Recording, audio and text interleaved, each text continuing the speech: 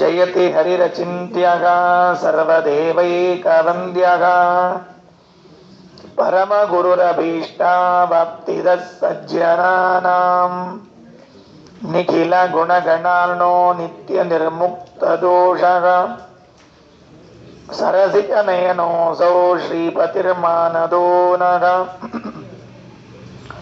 ಅಶೇಷವಾಗ್ಜಾಡ್ಯಮಲಾಪಹಂತ್ರಿ ನವಂ ನವಂ ಸ್ಪಷ್ಟಸುವಾಕ್ಪ್ರದಾಯಿನಿ ಮಮೇಘ ಜಿಹ್ವಾಗ್ರ ಸುರಂಗನರ್ತಕೀ ಭವ ಪ್ರಸನ್ನಾ ವದನೆ ಚ ಮೇ ಶ್ರೀಃ ವ್ಯಾಪ್ತಿರ್ಯಸ್ಯ ನಿಜೇ ನಿಜೇನ ಮನಸಾ ಪಕ್ಷೇ ಸಪಕ್ಷೇ ಸ್ಥಿತಿಃ ವ್ಯಾವೃತ್ತಿಶ್ಚ ವಿಪಕ್ಷತೋಥ ವಿಷಯೇ ಸಕ್ತಿರ್ನ ವೈ ಬಾಧಿತೆ ನೈವಾಸ್ತಿ ಪ್ರತಿಪಕ್ಷಯುಕ್ತಿರತುಲಂ ಶುದ್ಧಂ ಪ್ರಮಾಣಂ ಸಮೇ ಭೂಯಾತ್ ತತ್ವವಿನಿರ್ಣಯಾಯ ಭಗವಾನ್ ಆನಂದತೀರ್ಥೋ ಮುನಿಃ ವಾಣಿತೆ ಕರವಾಣ್ಯಂಬ ಚರಣೋ ಹೃದಿ ಸರ್ವದಾ ಮದ್ವಾಕ್ಯ ಸರಣಿರ್ಭೂಯಾತ್ ಶ್ರೀಮದಾಚಾರ್ಯ ಭಾವಗ ನಮೋಸ್ತು ತಾತ್ವಿಕಾ ದೇವಾಗ ವಿಷ್ಣುಭಕ್ತಿಪರಾಯಣಾಗ ಧರ್ಮಮಾರ್ಗೇ ಪ್ರೇರಯಂತು ಭವಂತಃ ಸರ್ವ ಏವ ಹಿ ಯಸ್ಯ ವಾಕ್ ಕಾಮಧೇನುರ್ನಗಾ ಕಾಮಿತಾರ್ಥಾನ್ ಪ್ರಯಚ್ಛತಿ ಸೇವೇತಂ ಜಯ ಯೋಗೀಂದ್ರಂ ಕಾಮಬಾಣಚ್ಛಿದಂ ಸದಾ ಅಸ್ಮದ್ಗುರು ಸಮಾರಂಭಾಂ ಟೀಕಾಕೃತ್ಪಾದಮಧ್ಯಗಾಂ ಶ್ರೀಮದಾಚಾರ್ಯ ಪರ್ಯಂತಾಂ ವಂದೇ ಗುರು ಪರಂಪರಾಂ ಪೃಥ್ವೀ ಮಂಡಲ ಮಧ್ಯಸ್ಥಾಃ ಪೂರ್ಣಬೋಧಮತಾನುಗಾಗ ವೈಷ್ಣವ ವಿಷ್ಣುಹೃದಯಾಃ ತಾನ್ ನಮಸ್ತೆ ಗುರೂನ್ ಮಮ ಆಪಾದಮೌಳಿ ಪರ್ಯಂತಂ ಗುರುಣಾಮಾಕೃತಿಂ ಸ್ಮರೇತ್ ತೇನ ವಿಘ್ನಾಃ ಪ್ರಣಶ್ಯಂತಿ ಸಿದ್ಧ್ಯಂತಿ ಚ ಮನೋರಥಾಃ ಕಾಂತಾಯ ಕಲ್ಯಾಣ ಗುಣೈಕಧಾಮ್ನೇ ನಮದ್ಯುನಾಥ ಪ್ರತಿಮಪ್ರಭಾಯ ನಾರಾಯಣಾಯ ಅಖಿಲ ಕಾರಣಾಯ ಶ್ರೀ ಪ್ರಾಣನಾಥಾಯ ನಮಸ್ಕರೋಮಿ ಇತಿ ಚಿಂತಯನ್ನ ವಿರಳಾಂತರೋ ಹರಿಂ ಪ್ರಣನಾಮ ಸ ಪ್ರಣಯಮಾದೃತೋ ಮುನಃ ಅಜಿತೌ ಪರಸ್ಪರ ಸಭಾಜಿತೌ ಸತೌ ನಿಕಷಾ ನಿಷೀದತಿ ಪುರೋಪವೇಶಿನೌ ಸ್ವಸ್ತಿ ಅಸ್ತು.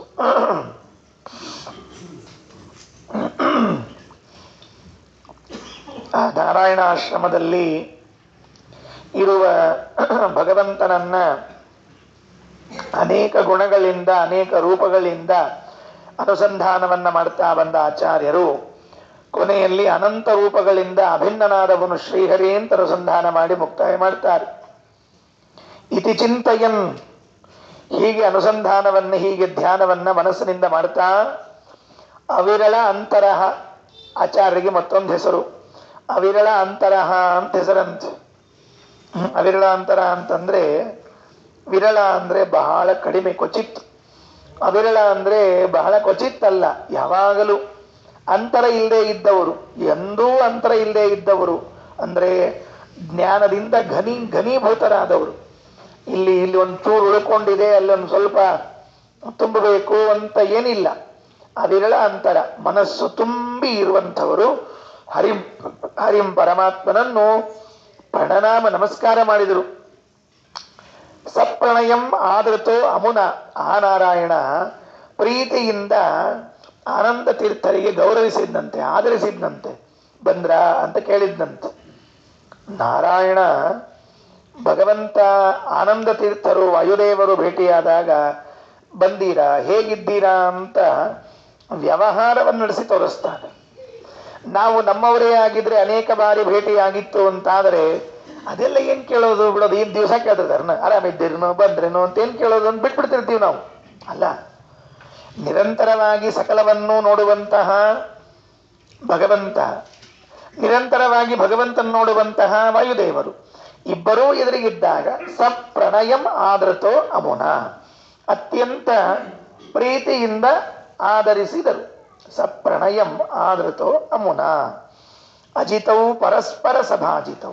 ಅವರಷ್ಟೇ ಅಲ್ಲ, ವ್ಯಾಸರೇನಿದ್ರು, ನಾರಾಯಣ ಏನಿದ್ರು, ಪರಸ್ಪರವಾಗಿ ತಾವು ಗೌರವಿಸಿಕೊಂಡ್ರಂತೆ.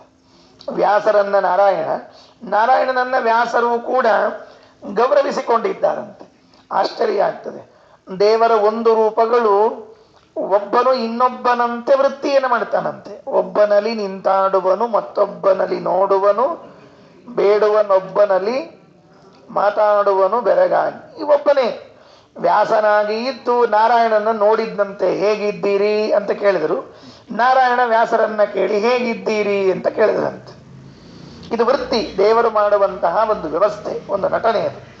ಹಾಗೆ ಅಜಿತವು, ಆ ಎರಡು ಭಗವದ್ ರೂಪಗಳು ಪರಸ್ಪರ ಸಭಾಜಿತವು, ಪರಸ್ಪರವಾಗಿ ಗೌರವಿಸಿಕೊಂಡು ನಿಕಷ ನಿಷೀದತಿ, ಹತ್ತಿರ ಕುಳಿತುಕೊಂಡ್ರಂತೆ, ಒಬ್ಬರೊಬ್ಬರ ಹತ್ತಿರ. ನಿಕಷ ಅಂದ್ರೆ ಹತ್ತಿರದಲ್ಲಿ ಕುಳಿತುಕೊಂಡಿದ್ದಾರೆ. ಪುರೋಪವೇಶಿನವು ನಿಷೀದತಿ, ಅವರು ಮೊದಲು ಕುಳಿತುಕೊಂಡ ಮೇಲೆ ಆನಂದ ತೀರ್ಥರು ಕುಳಿತುಕೊಂಡ್ರಂತೆ. ಇಷ್ಟರ್ಥ ಈ ಶ್ಲೋಕದ್ದು.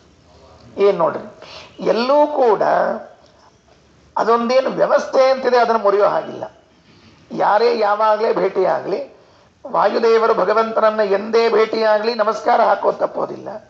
ಒಬ್ಬರಿಗೊಬ್ಬರು ಭಗವದ್ ರೂಪಗಳು ಭೇಟಿಯಾದಾಗಲೂ, ಶ್ರೀನಿವಾಸ ವರಾಹನನ್ನ ಭೇಟಿಯಾಗಲಿ, ಕೃಷ್ಣ ಪರಶುರಾಮನ ಭೇಟಿಯಾಗಲಿ, ಪರಶುರಾಮ ರಾಮನನ್ನ ಭೇಟಿಯಾಗಲಿ, ತಾವೇನು ಒಂದು ವ್ಯವಸ್ಥೆಯೊಳಗಿದ್ದಾರೆ, ಆ ವ್ಯವಸ್ಥೆಯನ್ನು ಲೋಕನೀತಿಯನ್ನು ಬದಲಾಯಿಸುವಂಗಿಲ್ಲ. ಅದನ್ನ ಮಾಡಿಕೊಂಡು ಕುಳಿತುಕೊಂಡಾಗ ಅವರು ಕುಳಿತಾದ ಮೇಲೆ ಆಚಾರ್ಯರು ಕುಳಿತುಕೊಂಡ್ರಂತೆ. 42 ಆಯಿತು. 43ನೇ ಶ್ಲೋಕದಲ್ಲಿ ಅವರಿಬ್ಬರೂ ಮಾತಾಡಿಕೊಂಡ್ರು ಮೊದಲು. ಆ ಮಾತನ್ನು ಇವರು ಕೇಳಿಸಿಕೊಂಡ್ರು. ಅನಂತರದಲ್ಲಿ ಮಧ್ವಾಚಾರ್ಯರಿಗೆ ಏನು ಹೇಳಬೇಕಾಗಿತ್ತೋ ಅದನ್ನ ಹೇಳಿದರು. ವಿವಿಧ ವಿಧಾಯ ಕಿಲ ತತ್ರ ಸಂಕಥಾ ವದನಂ ಮುನೀಂದ್ರ ತನಯಸ್ಯ ಸುಂದರಂ ಅವಲೋಕ್ಯ ಲೋಕಪತಿರಾನತಂ ಮಹಾ ಸುಖತೀರ್ಥಮಾಹರಹಸಿ ಸ್ಮಗಾಮಿಮಾಂ. ಲೋಕಪತಿ ನಾರಾಯಣ ವಿವಿಧ ವಿಧಾಯ ತತ್ರ ಸಂಕಥಾ, ಸಂಭಾಷಣೆಗಳು, ಸಂಕಥಾ ಅಂದರೆ ಮಾತುಗಳು. ಆ ಸಭೆಯಲ್ಲಿ ನಾನಾ ತರಹದ ಮಾತುಗಳನ್ನು ಆಡಿದರಂತೆ ವ್ಯಾಸರು, ನಾರಾಯಣ ಎಲ್ಲ ಮಾತಾಡಿಕೊಂಡು ಮುನೀಂದ್ರ ತನಯಸ್ಯ ಸುಂದರಂ ವದನಂ ಅವಲೋಕ್ಯ, ವೇದವ್ಯಾಸ ದೇವರ ಮುಖವನ್ನು ನೋಡ್ತಾ, ಮುನೀಂದ್ರ ತನಯ ಅಂತಂದ್ರೆ ವೇದವ್ಯಾಸ ದೇವರು, ಮುನೀಂದ್ರ ಅಂದ್ರೆ ಪರಾಶರು, ಆ ಪರಾಶರರ ತನಯ ಅಂದ್ರೆ ಮಗ, ಪರಾಶರರ ಮಕ್ಕಳಾದ ವ್ಯಾಸರನ್ನು ನೋಡಿ, ಅವರ ಮುಖವನ್ನು ನೋಡಿ, ಒಂದ್ಸರ್ತಿ ಆನಂದ ತೀರ್ಥರ ಕಡೆಗೆ ನೋಡಿ ಏಕಾಂತದಲ್ಲಿ ಮಾತಾಡಿದರಂತೆ. ಅಂದ್ರೆ ನಾನು ಹೇಳುವುದು ವ್ಯಾಸರಿಗೂ ಸಮ್ಮತವಾಗಿದೆ. ನಾನು ಯಾವುದನ್ನ ಆನಂದ ತೀರ್ಥರಿಗೆ ಈಗ ಹೇಳ್ತಾ ಇದ್ದೀನಿ ಅದು ವ್ಯಾಸಸಮ್ಮತವಾದ ವಾಣಿ. ಅಂದ್ರೆ ಏನಾಗಬಾರ್ದು, ವ್ಯಾಸರಿಗೆ ಸಮ್ಮತ ಇತ್ತೋ ಇಲ್ವೋ, ನಾರಾಯಣ ಹೇಳಿಬಿಟ್ಟ ಅಂತ ಆಗಬಾರ್ದು. ಅದಕ್ಕೆ ಒಂದು ಬಾರಿ ಮುಖ ನೋಡಿ ಬಿಟ್ರೆ ಸಮ್ಮತಿ ಅಸಮ್ಮತಿ ಗೊತ್ತಾಗ್ತದಂತೆ. ಅವಲೋಕ್ಯ ಲೋಕಪತಿ ಆನತಂ, ಭಕ್ತಿ ನಮ್ರರಾದ ಮಹಾಸುಖ ತೀರ್ಥರಾದ ಆಚಾರ್ಯರಿಗೆ ಇಮಾಂ ಗಾಂ, ಈ ಮುಂದೆ ಹೇಳುವ ಮಾತನ್ನ ಹೇಳಿದರು. ಅಂದ್ರೆ ಈ ಮುಂದೆ ಹೇಳ್ತಾರೆ. ಇನ್ನು ಮುಂದೆ ಏನು ಹೇಳಬೇಕು, ನೀವು ಅಲ್ಲಿಂದ ಬದರಿಯಿಂದ ವ್ಯಾಸಾಶ್ರಮದಿಂದ ನನ್ನಾಶ್ರಮಕ್ಕೆ ಏನು ಬಂದಿದ್ದೀರಿ, ನಿಮಗೆ ನಾನು ಏನು ಹೇಳಬೇಕಾಗಿದೆ ಅಂತನ್ನೋದನ್ನು ಈಗ ಹೇಳ್ತಾ ಇದ್ದೀನಿ. ಈ ಮೊದಲು ನೀವು ವ್ಯಾಸರಲ್ಲಿ ಎಲ್ಲ ಪಾಠವನ್ನು ಕಲಿತಾಯಿತು, ಇತಿಹಾಸ ಪುರಾಣಗಳನ್ನೆಲ್ಲ ಕಲಿತಾಯಿತು. ಇನ್ನು ನನ್ನಿಂದ ಕಲಿಯಬೇಕಾದ, ನಾನು ಕೊಡಬೇಕಾದ, ನೀವು ಮಾಡಬೇಕಾದ ಕೆಲಸಗಳು ಯಾವುದು ಅದನ್ನು ಹೇಳ್ತೀನಿ ಅಂತ 44ನೇ ಪದ್ಯದಲ್ಲಿ ಹೇಳಿ ಪ್ರಾರಂಭ ಮಾಡುತ್ತಾರೆ. ಶೃಣು ದೇವ ಕಾರ್ಯಮವಧಾರ್ಯ ಧೈರ್ಯವತ್, ಅಥವಾ ಧೈರ್ಯವಾನ್ ಅಂತೂ ಪಾಠ ಅದ, ಎರಡೂ ಪಾಠ ಅದ. ಶೃಣು ದೇವ ಕಾರ್ಯಮವಧಾರ್ಯ ಧೈರ್ಯವಾನ್ ಮಧುದೀರ್ಯಮಾಣಮಿದಮಾರ್ಯ ಸಮ್ಮತಂ ಭವಿತಾನ್ಯ ದುಷ್ಕರತರಂ ವಿಧಾಯ ಯತ್ತರುಣಂ ತವಾವತರಣಂ ಮಹಾಫಲಂ. ಶೃಣು, ಕೇಳು, ಆನಂದ ತೀರ್ಥರೇ ಕೇಳ್ರಿ. ದೇವ ಕಾರ್ಯಂ, ಈಗ ನಾನು ಏನು ಹೇಳ್ತಾ ಇದ್ದೀನಿ ಇದು ದೇವ ಕಾರ್ಯ. ಸಾಮಾನ್ಯವಾಗಿ ಮನುಷ್ಯರು ಮಾಡುವ ಕೆಲಸ ಅಲ್ಲ ಇದು. ಇದು ಯಾರು ಮಾಡುವ ಕೆಲಸ? ಇದು ದೇವ ಕಾರ್ಯ. ಅಂದರೆ ದೇವತೆಗಳಿಗೆ ಪ್ರಿಯವಾದ ಕಾರ್ಯ. ದೇವ ಶಬ್ದದಿಂದ ಭಗವಂತನೂ ಹೌದು, ಭಗವಂತನಿಗೂ ಪ್ರಿಯವಾದ ಕಾರ್ಯ, ದೇವತೆಗಳಿಗೂ ಪ್ರಿಯವಾದ ಕಾರ್ಯ, ದೇವತೆಗಳ ಸ್ವಭಾವವುಳ್ಳಂತಹ ಸಜ್ಜನರಿಗೂ ಪ್ರಿಯವಾದ ಕಾರ್ಯ. ದೇವ ಕಾರ್ಯಂ ಶೃಣು ಮಧುದೀರ್ಯ ಅವಧಾರ್ಯ. ಸುಮ್ಮನೆ ಏನೋ ಕೇಳೋದಲ್ಲ, ಇದನ್ನು ಕೇಳಿದ ಮೇಲೆ ನೀವು ಕೆಲಸ ಮಾಡಬೇಕು. ಕೇಳಿದ ಮೇಲೆ ಏನ್ ಮಾಡಬೇಕು ಅಂತಂದ್ರೆ ಇದನ್ನ ಕೇಳಿ, ಅವಧಾರಿ ಅಂದ್ರೆ ಕೇಳಿ, ಕೇಳಿದ ಮೇಲೆ ನೀವು ಕೆಲಸ ಮಾಡಬೇಕು. ಯದುದೀರ್ಯಮಾಣಂ, ನಾನೇನನ್ನು ಹೇಳಿಕೊಳ್ತಿದ್ದೇನೆ ಅದನ್ನ ನೀವು ಕೇಳಬೇಕು. ಆರ್ಯ ಸಮ್ಮತ. ಆರ್ಯ ಅಂದ್ರೆ ಯಾರಿಗೆ ಆರ್ಯ ಅಂತ ಕರೀತಾರೆ? ವೇದವ್ಯಾಸ ದೇವರಿಗೆ ಆರ್ಯ ಆರ್ಯ ಅಂತ ಕರೀತಾರಂತೆ ನಾರಾಯಣ ದೇವರು. ನೋಡ್ಕೊಳ್ರಿ, ಆರ್ಯ ಅಂದ್ರೆ ಹಿರಿಯ ಅಂತ ಅರ್ಥ. ಮನೆಯಲ್ಲಿ ಹಿರಿಯರು ಇರ್ತಾರಲ್ಲ ಅವರಿಗೆ ಆರ್ಯರು ಅಂತ ಕರೀತಿರ್ತಾರೆ. ವಿಚಾರ ಮಾಡಲು ನೋಡಿದರೆ ನಾರಾಯಣ ರೂಪವೇ ಮೊದಲು ಬಂದದ, ವ್ಯಾಸ ರೂಪ ಅನಂತರದಲ್ಲಿ ಬಂದದ. ಆದರೆ ನಾರಾಯಣ ರೂಪದಲ್ಲಿ ಇದ್ದ ಪರಮಾತ್ಮ, ನಾರಾಯಣ ರೂಪದಲ್ಲಿ ಇದ್ದ ಪರಮಾತ್ಮ ವ್ಯಾಸರಿಗೆ ಆರ್ಯ. ಆರ್ಯ ಅಂದ್ರೇನು ಅಂದ್ರೆ ಅಯ್ಯ.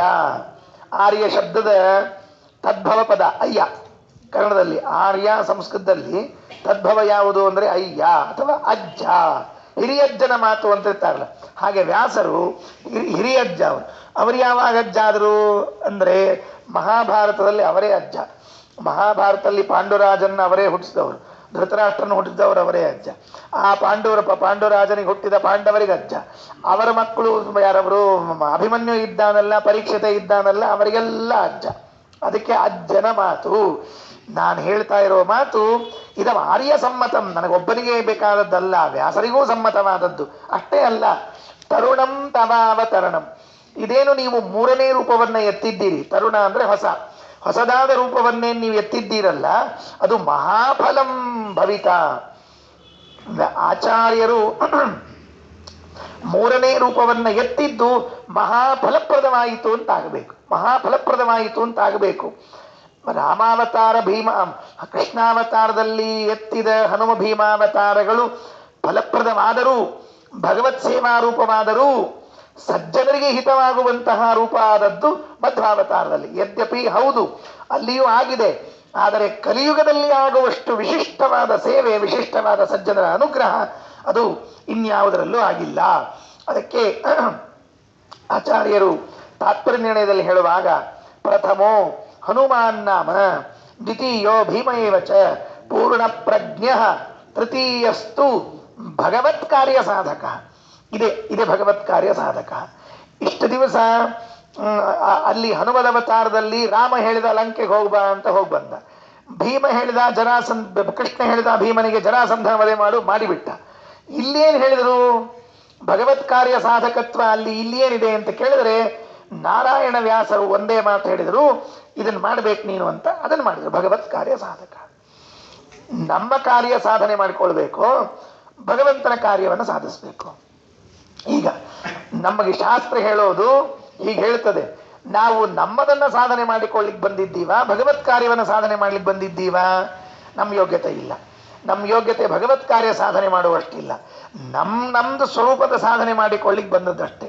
ವಾಯುದೇವರು ಸರ್ವಸಮರ್ಥರು, ಸರ್ವಜ್ಞರು, ಆದ್ದರಿಂದ ಭಗವತ್ ಕಾರ್ಯವನ್ನು ಸಾಧನೆ ಮಾಡುತ್ತಾರೆ. ವಾಯುದೇವರನ್ನು ಹೊರತುಪಡಿಸಿದ ಉಳಿದ ದೇವತೆಗಳು ಕೂಡ ಸ್ವಲ್ಪ ಸ್ವಲ್ಪ ತಮ್ಮ ಕಾರ್ಯವನ್ನು ಸಾಧನೆ ಮಾಡಿಕೊಳ್ತಾರೆ. ಪೂರ್ಣವಾಗಿ ಭಗವತ್ ಕಾರ್ಯ ಸಾಧನೆ ಮಾಡೋದಿಲ್ಲ. ಅವರು ಬಂದದ್ದು ಹೌದು, ಸಾಧನೆ ಮಾಡ್ತಾರೆ, ಪೂರ್ಣ ಪ್ರಮಾಣದಲ್ಲಿ ಆಗೋದಿಲ್ಲ. ಎಷ್ಟು ವಾಯುದೇವರಿಂದ ಆಗ್ತದೋ ಸೇವೆ, ಅಷ್ಟು ಇತರ ದೇವತೆಗಳಿಂದ ಆಗೋದಿಲ್ಲ. ಅದಕ್ಕೆ ತರುಣಂ ತವಾವತರಣಂ ಮಹಾಫಲಂ, ನೀವು ಮೂರನೇ ಅವತಾರ ಎತ್ತಿದ್ದು ಮಹಾಫಲಪ್ರದವಾಗಬೇಕು ಅಂತಾದರೆ ಅವಶ್ಯವಾಗಿ ಮಾಡ್ರಿ. ಸರಿ, ಏನ್ ಮಾಡಬೇಕು, ಯಾವ ಕೆಲಸವನ್ನು ಮಾಡಬೇಕು ಹೇಳ್ರಿ ಅಂತ ಕೇಳಿದಾಗ ಮುಂದೆ 45 ಮತ್ತು 46 ಈ 2 ಶ್ಲೋಕಗಳಲ್ಲಿ ಆನಂದ ತೀರ್ಥರು ಮಾಡಬೇಕಾದ ಕಾರ್ಯವನ್ನು ಹೇಳ್ತಾ ಇದ್ದಾರೆ. ಅಪಿಧಾಯ ಸೂತ್ರ ಹೃದಯಂ ಸತಾಂ ಪ್ರಿಯಂ ಪ್ರವಿಧಾಯ ಭಾಷ್ಯ ಮಧುನಾ ನಿಜೇಚ್ಛಯ ಅಪರೈ ಶ್ರುತಿ ಸ್ಮೃತಿ ನಿಜಾರ್ಥ ದೂಷಕೈ ಸುತರಾಂ ತಿರೋ ಭವತಿ ಸಂವಿನಾಹತ. 21 ಭಾಷ್ಯಗಳು ಬಂದಿತ್ತಂತೆ. ಆ 21 ಭಾಷ್ಯಗಳನ್ನ ಮುಂದೆ ತಂದುಕೊಂಡು ನಾರಾಯಣ ದೇವರು, ವ್ಯಾಸರು, ಆನಂದ ತೀರ್ಥರು ಹೇಳ್ತಾರೆ. ನೋಡ್ರಿ, ಈ 21 ಭಾಷ್ಯಗಳನ್ನು ನೀವು ನೋಡ್ರಿ ಒಂದು ಬಾರಿ ಸರಿಯಾಗಿ. ಯಾವುದಾದರೂ ಒಂದು ಭಾಷ್ಯ ಸೂತ್ರಕ್ಕೆ ಸರಿಯಾದ ಅರ್ಥ ಅಲ್ಲ, ಸೂತ್ರಕ್ಕೆ ಸಮೀಪದ ಅರ್ಥವನ್ನಾದರೂ ಹೇಳಿದ್ದಾರೆ. ಸೂತ್ರಕ್ಕೆ ಸಮೀಪದ ಅರ್ಥವನ್ನಾದರೂ ಹೇಳಿದ್ದಾರೆ. 7 ಎಷ್ಟು ಅಂತ ಕೇಳಿದ್ರೆ 500 ಅಂತ ಹೇಳಿದ್ರೆ ದೇವರೇ ಪ್ರೀತಿ. ಏಳೇಳೆ 500 ಅಂದ್ರೆ ದೇವರೇ ಪ್ರೀತಿ, 7 55 ಅಂದ್ರೆ ಅಟ್ಲೀಸ್ಟ್ ಹತ್ರ ಆದ್ರೂ ಬಂದಾನವ. 49ಕ್ಕೆ 55 ಬಹಳ ಹತ್ತಿರದ ಸಂಖ್ಯೆ. ಅಷ್ಟಾದ್ರೂ ಇದೆಯಾ ಅಂತ ನೋಡಿದ್ರೆ ಅದೂ ಇಲ್ಲ. ಅಂದ ಮೇಲೆ ಈ ಭಾಷ್ಯಕಾರರೆಲ್ಲ ಮಾಡಿದ್ದೆಷ್ಟು ಅಂತ ಕೇಳಿದ್ರೆ ಸೂತ್ರದ ಸರಿಯಾದ ಅರ್ಥ ಅಲ್ಲ, ಸೂತ್ರದ ಹತ್ತಿರದ ಅರ್ಥವನ್ನು ಬರೆದಿಲ್ಲ. ಮತ್ತೇನ್ ಮಾಡಿದ್ದಾರೆ ಅವರೆಲ್ಲ? ಬರೆದಿದ್ದಾರಲ್ಲ ಭಾಷ್ಯವನ್ನ ಏನ್ ಮಾಡಿದ್ದಾರೆ ಅಂದ್ರೆ ಸೂತ್ರ ಹೃದಯಂ ಅಪಿಧಾಯ, ಸೂತ್ರದ ಹೃದಯ ಏನಿದೆಯಲ್ಲ, ಸೂತ್ರದ ಅಭಿಪ್ರಾಯ ಅದನ್ನು ಮುಚ್ಚಿಬಿಟ್ಟಾರಂತ. ಸೂತ್ರದ ಅಭಿಪ್ರಾಯ ಏನಿದೆಯೋ ಅದನ್ನು ಮುಚ್ಚಿಬಿಟ್ಟು ಆ ನಿಜೇಚ್ಛೆಯ ಭಾಷ್ಯಂ ಪ್ರವಿಧಾಯ, ತಮ್ಮ ಮನಸ್ಸಿಗೆ ಏನು ಬಂತೋ ಅದನ್ನ ಅರ್ಥ ಬರೆದಿದ್ದಾರಂತೆ. ಸೂತ್ರದ ಅರ್ಥವನ್ನ ಮುಚ್ಚಿಟ್ಟಾರೆ. ಸೂತ್ರ ಅಭಿಪ್ರಾಯ ಏನಿದೆಯಲ್ಲ ಅದನ್ನು ಮುಚ್ಚಿಟ್ಟು ತಮ್ಮ ಅಭಿಪ್ರಾಯ ಏನಿದೆಯಲ್ಲ ಅದನ್ನ ಸೂತ್ರದಲ್ಲಿ ತಂದುಬಿಟ್ಟಿದ್ದಾರೆ. ಹೀಗೆ ಮಾಡ್ಲಿಕ್ಕೆ ಬರ್ತದೆ, ಹೀಗೆ ಮಾಡ್ಲಿಕ್ಕೆ ಬರ್ತದೆ. ಸ್ವಲ್ಪ ಬುದ್ಧಿ ಚುರುಕಾಗಿದ್ರೆ ಸಾಕು, ಸೂತ್ರಗಳಿಗೆ ಅನ್ಯಾರ್ಥವನ್ನ ಸರಳವಾಗಿ ಕಲ್ಪನಾ ಮಾಡ್ಲಿಕ್ಕೆ ಬರ್ತದೆ.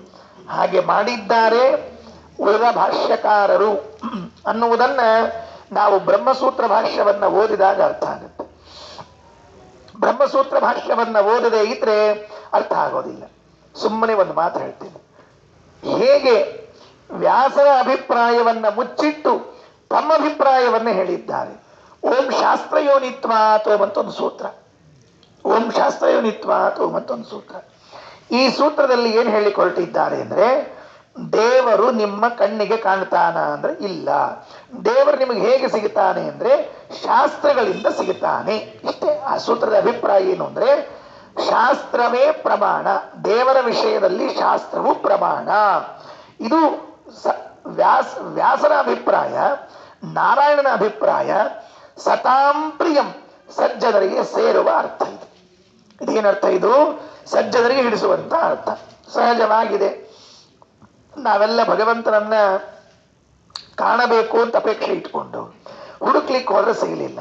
ಸಿಗದೇ ಇದ್ದಾಗ ಹತಾಶರಾದೆವು. ಹತಾಶರಾದಾಗ ಸೂತ್ರ ಬೆಳಕು ಕೊಡ್ತು ನಮಗೆ. ಹತಾಶರಾಗಬೇಡ್ರಿ, ದೇವರನ್ನ ಕಾಣಬೇಕು ಅಂತ ನಿಮ್ಗೆ ಅಪೇಕ್ಷೆ ಇದೆ, ನಿಮ್ಮ ಹತಾಶೆಗೆ ನಾನೊಂದು ಆಶಾಕಿರಣನಾಗಿ ಬರ್ತೇನೆ ಅಂತ ಸೂತ್ರ ಬಂತು.